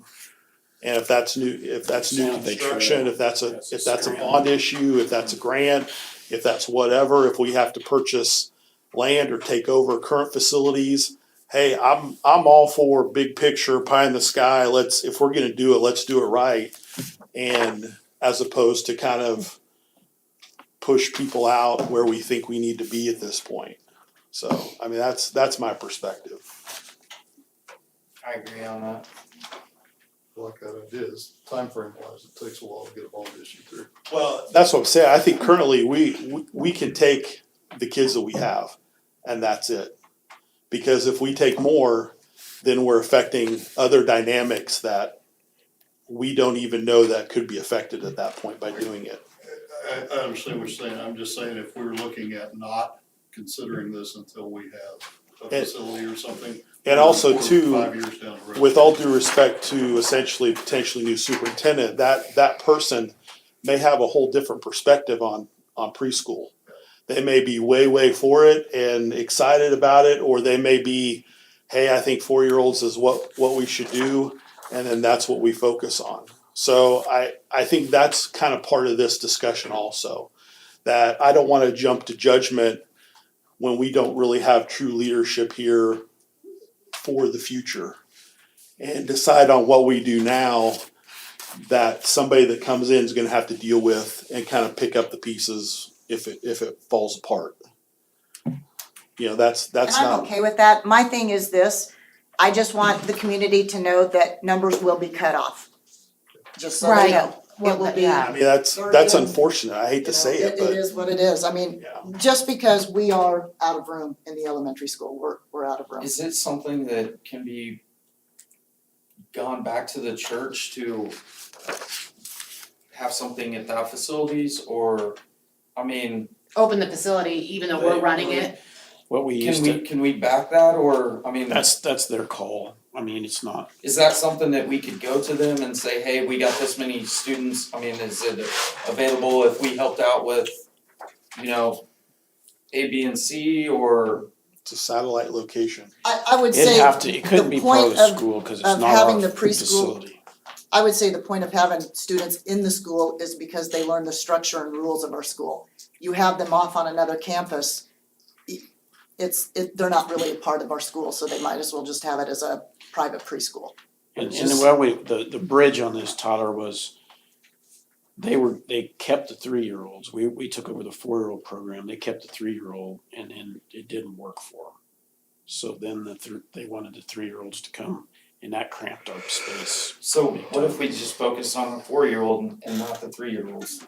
I mean, it's ideal, that's what we want, I mean, but at this point, maybe we ought to focus on just the 4-year-olds and not. I don't know how that plays into that 3-year-old Well, and you're gonna have that at any point that you decide to jump into the preschool pool. You're gonna have kids that say age 2 that aren't familiar with our process, that, hey, that's why we want the 3-year-olds. To me, if you do with the 4-year-olds, you could add more kids, yes, in theory, but I think also it could But we don't have reduce- 15 kids on the waiting list. Yeah, and we We could have reduce the classroom sizes too, which But if could we think- benefit them. Right, I think if we wanted, I think my heart would be leaning towards the expansion of the rooms if I knew I had a room full on the waiting list. But even then, how would we facilitate that? I'm saying if that would be the next figure out. Yeah. I'm just saying, I don't know. I find this value larger than we even realize. I think these kids, you know, I've obviously had conversations with some of the young educators, the educators of our youngest students. And they definitely, I can definitely feel the passion of what this does to help. And I think there's struggles now than they've ever had before. I think it's probably, I don't know, Mrs. Paul, you could attest to, I think the things that they're seeing and having to deal with are tougher in that kindergarten, first grade than they've ever had before. Now, that could have been 2 years of COVID and disruption and in their little lives that we'll never be able to figure out, but so any of my commentary on the space has nothing to do with the fact that my passion for why this program is important. I don't know if we're just out of room. I don't know what else to do. We're just literally out of room unless there open rooms near this commons area? Are there open rooms near more of the common areas of the grade school, so you're not traipsing grade schoolers all around? Well, and there could be an added benefit if we're able to have it, you know, this is an if we're able to have a separate preschool facility and we're removing the current students to that facility, yes, there's gonna be a transition from that facility to kindergarten. But then by removing those students out, does that benefit our elementary by having that extra space available for other things? Whether it's tier reading, whether it's math, whether it's, you know, special education, whether it, you know, what computer lab, you know, you get to potentially expand that. So by by moving those kids to a separate building, you now create space that can be used by other things. You know, maybe the art teacher needs more room than the current room that she has now, or you know, it could be anything. So, I wanna make sure I'm understanding. We're talking right now though about leaving the status quo as is, right? We're, okay. I would not The recommend. question, But that's not the recommendation from our administration, I think. The recommendation from our administration is to expand. What I'm hearing. I honestly, at this point, I'm gonna do whatever you would want me to do. Right now, I'm telling you that the numbers do not warrant another preschool teacher. That's today. I can't predict what's gonna happen in August. I can only tell you what happened last August and our numbers blossomed. But if that happens, we will cut off the numbers for 3-year-olds at 30, and for 4-year-olds, we'll cut it off at 45. And I know we've accepted a couple of others, but sometimes it all depends on Fine, yeah, that makes, special education and yeah. I was concerned because I thought at one point I heard discussion of getting rid of the 3-year-olds so that we'd have more room for 4-year-olds, and I wanted to make sure that we're sticking with the 33-year-olds and 4-year-olds, as is at a We minimum. have some grants that come into Okay. play with that too. Mm-hmm.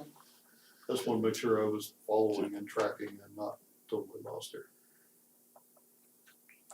Yeah, I think it was really informative, but Yeah. I say we wait, see what the numbers are, but right now we are providing benefits to the max number of students. And if we have to cut off in order to hit that max number for what our facility allows, I'm comfortable with that right now. It's just my thought. yeah, I would be, I echo that. I think we're at where we're at. We're tapped, you know, and I don't wanna go above it until there's some further plan put in place to figure that out. Whether it's new building, pulling a teacher from their classroom and then relocating that teacher or whatever it is, so. Well, I think To to create your point on a space. new building, we need to start looking at what We need to. is our next step, and I think I once we think get that- through Yes. We hiring get- process and into next year, We Is have the preschool opportunity. all on us as far as funding and all of Other that? than a grant for like at-risk. So we have a grant and We then get that through, like Janine Henry from Three Lakes put together a grant. the at-risk is just for the parent, that would be just those students then. Special ed and at-risk. And then, but Get funding for. teacher side, but we don't get any state funding because we have certain amount of 3-year-olds or 4-year-olds. We don't get anything from the state for them. Just, I mean, we get at-risk funding for. So that, to me, that's kind of part of it too, is, Yeah. yeah, We're not we're gonna get bringing, any extra funding. we're bringing all these Four-year-old- kids in. I mean, even if we four-year-old had a at-risk. separate facility, it's not like we would get money from the state. We You use know. mobilizing literacy grant to help us with other. That's a good, I understand, that makes sense. So we're footing the bill essentially for preschool. I mean, not that that's a bad thing, but I just wanna make sure that We it's stand behind it, understood. it's the right thing to do, Yeah. but just so everybody's aware, it's not. yeah, it definitely does benefit our kindergarten readiness. I can't imagine if we didn't have Right, preschool. right, Yeah, right. yeah. We use mobilizing literacy funds for the rest So- of that. We support that as our recommendation, we're going to hold the status quo at this point, I'm okay with that. okay? And Alright. we will stand behind you. And we'll stand behind you when those parents, on the wait list, will just add it to the I'll write list. that down. Write it down. Okay, we have a Three Lakes report, Todd. So we had a few things we discussed, it was a pretty quick meeting, Three Lakes meetings can go pretty quick. A lot of things, we gotta find it here. We hired 3 people, we had 8 resign. That's, I think, kind of typical for Three Lakes, it's unfortunate that there's just a revolving door there, it feels like at times. One of the things that we discussed and approved proceeding forward with to hopefully help with that is the providing health insurance to the paras. So the paras would be responsible for paying a portion of the premium and Three Lakes would pick up the rest. And they did surveys with the paras to see how many would take the insurance we had. I think they said 72, they sent out 107 surveys, got 72 responses. And I think 33 of them said they would take the insurance knowing they would have to pay for it. Cost to our district on this, if we had 35 of them take it, will be right around $46,000, which would then, so that'd be about 10,000 on each of our 4 assessments that we'd be, a little over 10 to 12 that we'd be paying. But those paras are the only ones kind of around that don't have insurance available. So it's a move that, So the goal, helping with retention primarily. so that got approved. And then, the rest of it We're was spending our just, money without talking to us. Go ahead. well, we're represented on their No, board. I know we are. Yeah, so, I'm not disagreeing with the right thing to do, but. Yeah. And again, we're represented there. So, and then the rest of it was just kind of the financials and the normal, consent agenda. Nothing else. Thank you. Rec report, Corey? We finished 3rd through 6th grade youth basketball February 26th. Season went really well. Lebo, Chase County were added and they really enjoyed it and they want to return next year, which will be nice. Transitioning now into spring and summer, youth baseball, softball forms went out this week to post it online, and then forms in the classrooms. And then Smoking the Spring, I've got currently 96 teams registered, and then 18 teams to cook on Friday night, which is a really good number right now. I have the band booked. I've got confirmation with Garrett's about the fireworks display. I've got contract with Ultimate Bounce about inflatables, so if weather's great, it's gonna be fantastic. We're gonna have tens of thousands of people there, so it'll be Just putting it wonderful. out there. Yeah, just letting everybody know. And then all of our major champion sponsors, local sponsors, et cetera, have confirmed again for 2022. Q39, that's a barbecue restaurant in Kansas City. Their owner, Rob McGee, passed away in December, and Smoking the Spring was his first 50-plus contest that he was a grand champion at. Well, over the years, he's returned and judged and hung out with teams and whatnot. Well, the last few years, he's pledged financial support to the contest, and we're the only contest that Q39 sponsors, essentially. Well, I spoke with his wife and their team, and we're gonna leave Rob's spot open and vacant for the contest this year in honor of Rob. And then she is going to, and then Q39 staff are gonna come down on Friday. They're gonna bring the pit that he used to cook on and display it.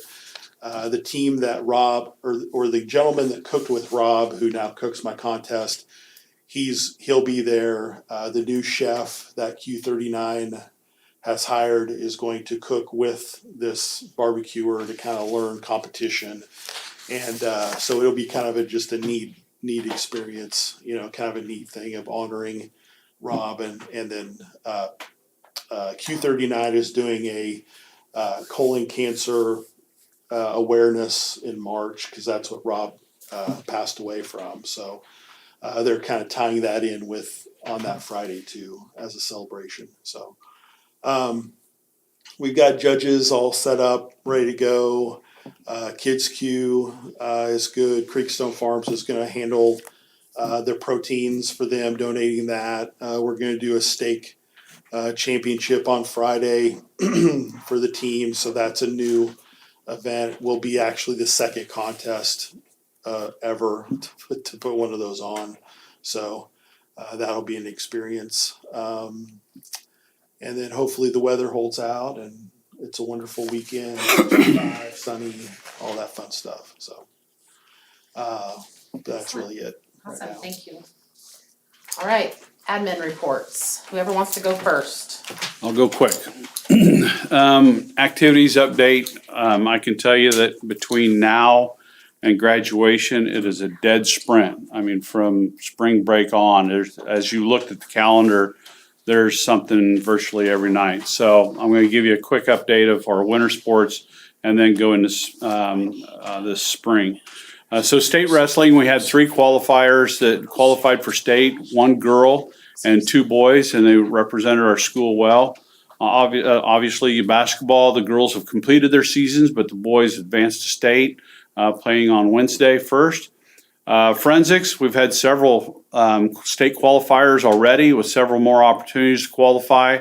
They're doing a fantastic job. Forensics got quite a group of kids out. So Mr. Stuckey's doing a great job. Our league forensics is March 29th at Linden.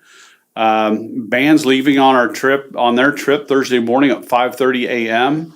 And then they return on Sunday at 7 a.m.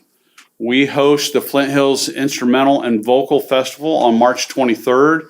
That's the day we don't have school, so we have great facilities to do that with our band and choir room and the auditorium, other rooms for warm-ups. So the band will be in the morning.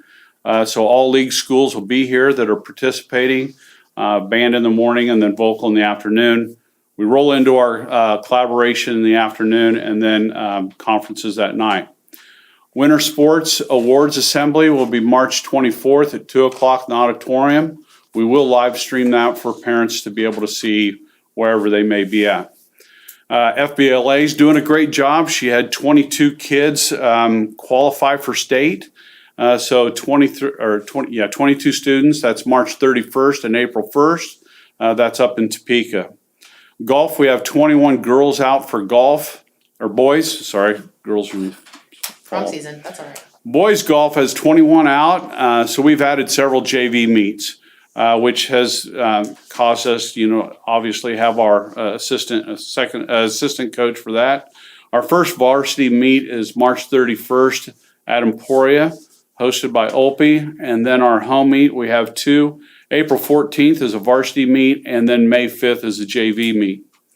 Flint Hills Art is on March 4th at Mission Valley. So our art classes take art all up to Mission Valley, and they get judged on that. And we've done traditionally really well in our league art.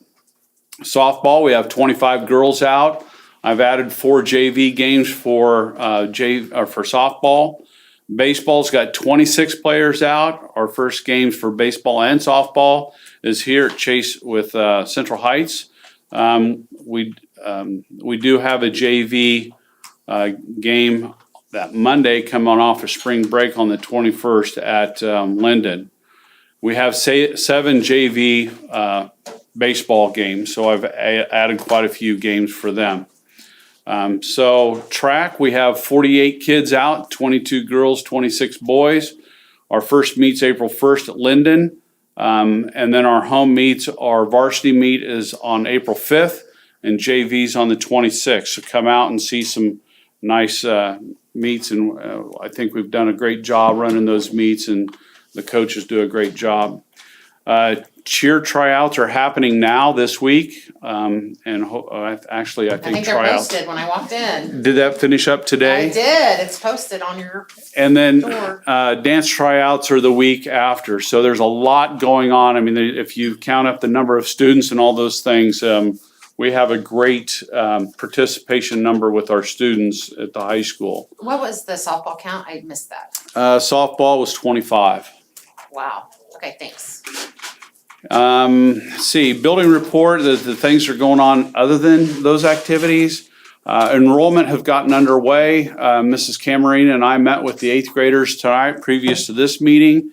So the 8th graders have gotten their introduction of what high school classes they may start choosing from. And then on March 23rd, when we have the student-led conferences, one of the major things they do with our freshmen, sophomores, and juniors, finalize enrollment for next year. So that's well underway. Seniors, we're supposed to review our IPS 2 times a year. So part of that student-led conference at the high school is that we finalize enrollment, we look at our IPS, and look at pre-ACT scores. And so that's our three main things, and that's why we want to meet with all of our students. Our goal is to meet, KISA goal is 90% of our parents. And then our seniors, they work on some good interview skills. Hopefully, we're gonna be able to do some outside interviews this year and bring those business people in and do some mock interviews with our students. ACT testing is finished with our juniors. Sophomores are now working on ACT prep classes. So we do second semester sophomores look at ACT prep, and then they continue that same course the first semester of their junior year, take their test like right now, and be ready for that. Accuplacers are being administered right now with our sophomores and some of our juniors. Accuplacers are done for their ability to take tech classes, Flint Hills, Washburn Tech, and Allen County. It's the same test, but they all have different scoring. So some students may take that test 3 times, depending on what they want to do. But that's taking on right now. State assessments for the high school will be the last part of March, the first 2 weeks of April. And with the math, science, and ELA. And then our history, government, science, social studies, that is an ongoing project type assessment. And those teachers will have those completed and scored by the end of the school year. And last but not least, April 23rd is prom. So you'll all be getting an invitation to prom. So be sure when you get that invitation to RSVP, and that means to tell them whether you're going or not. So please respond to that so they can count on you or know that you're not attending. That's all I have unless you have any questions. Thank you. Thank you. Middle school quiz bowl finished up their season last night at the league meet at Central Heights. Our JV team finished second, and our varsity team finished first, so they're the league champs. They had a great season. Looked at the plaques this morning. I think this is the first time we won league in that since the 2004-2005 school year. So they're pretty pumped about that. Track practice began yesterday. We have 30 girls and 38 boys. Pretty solid numbers for that.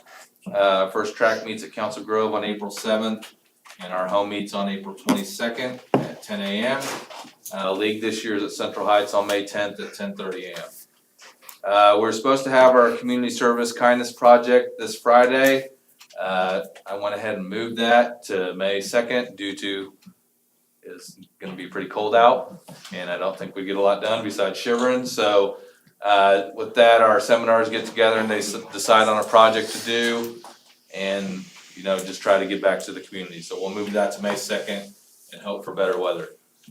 And the third quarter is Friday. Spring break's coming up. Classes come back on March 21st. Spring parent-teacher conferences for middle school are also on the 23rd, from 3:30 to 7:30 for the middle school.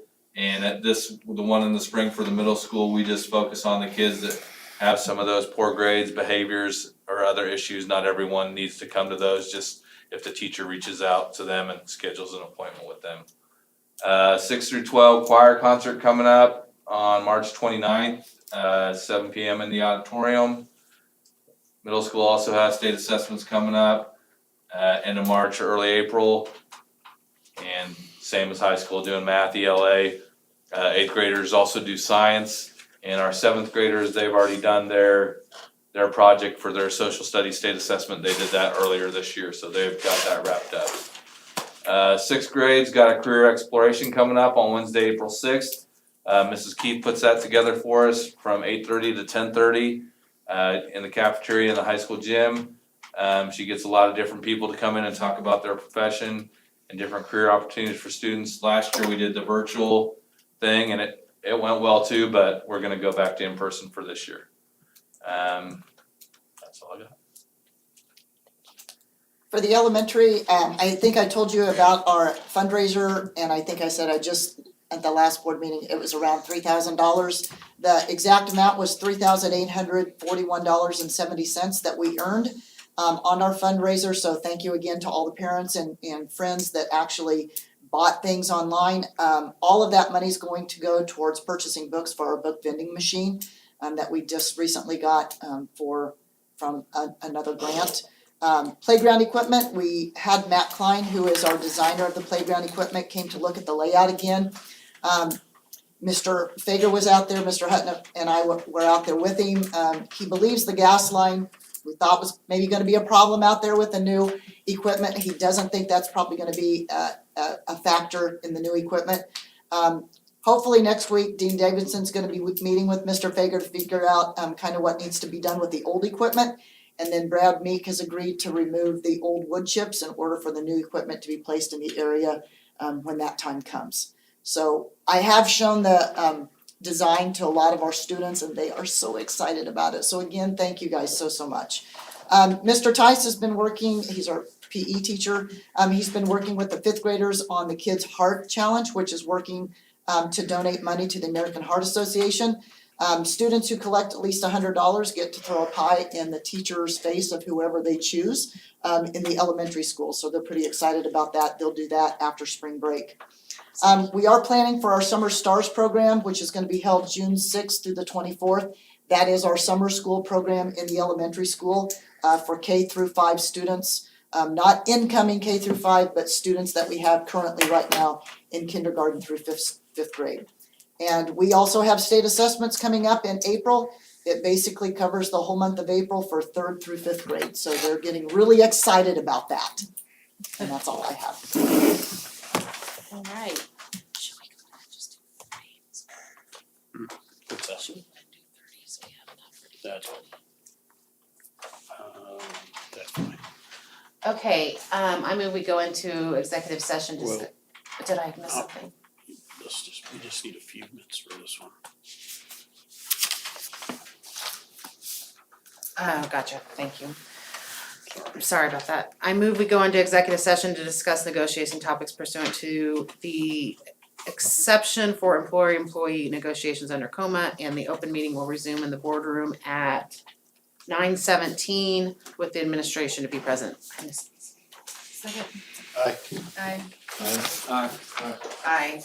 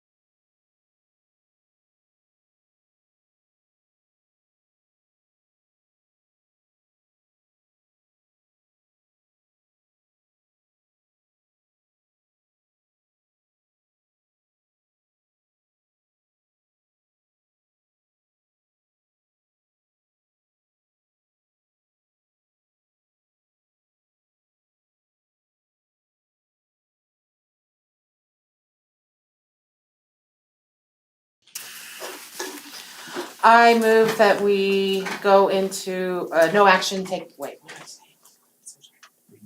No action taken.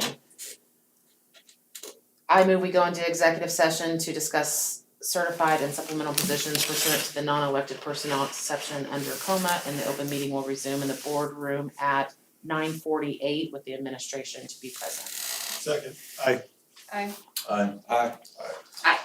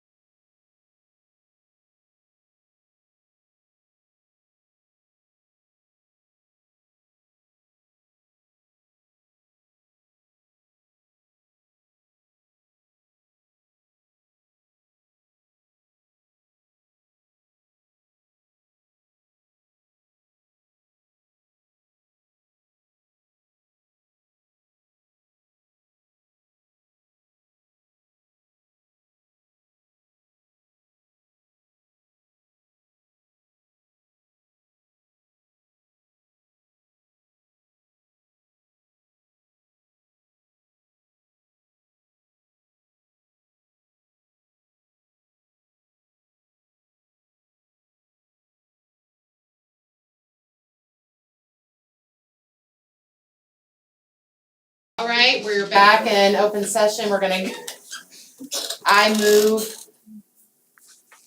Just a second. I move that we go back into executive session. Oh my gosh, where is my?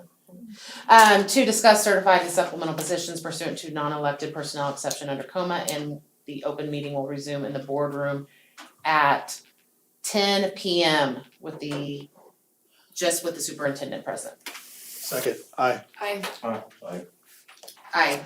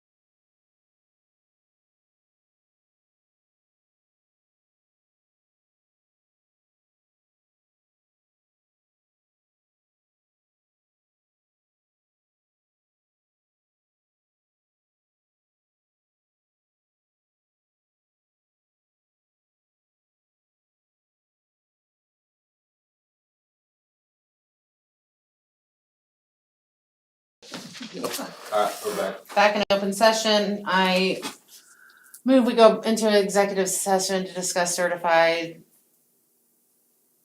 administration and supplemental positions pursuant to the non-elected personnel exception under coma. And the open meeting will resume in the boardroom at 10:22 Second. with Oh, the superintendent present. second. Aye. Aye.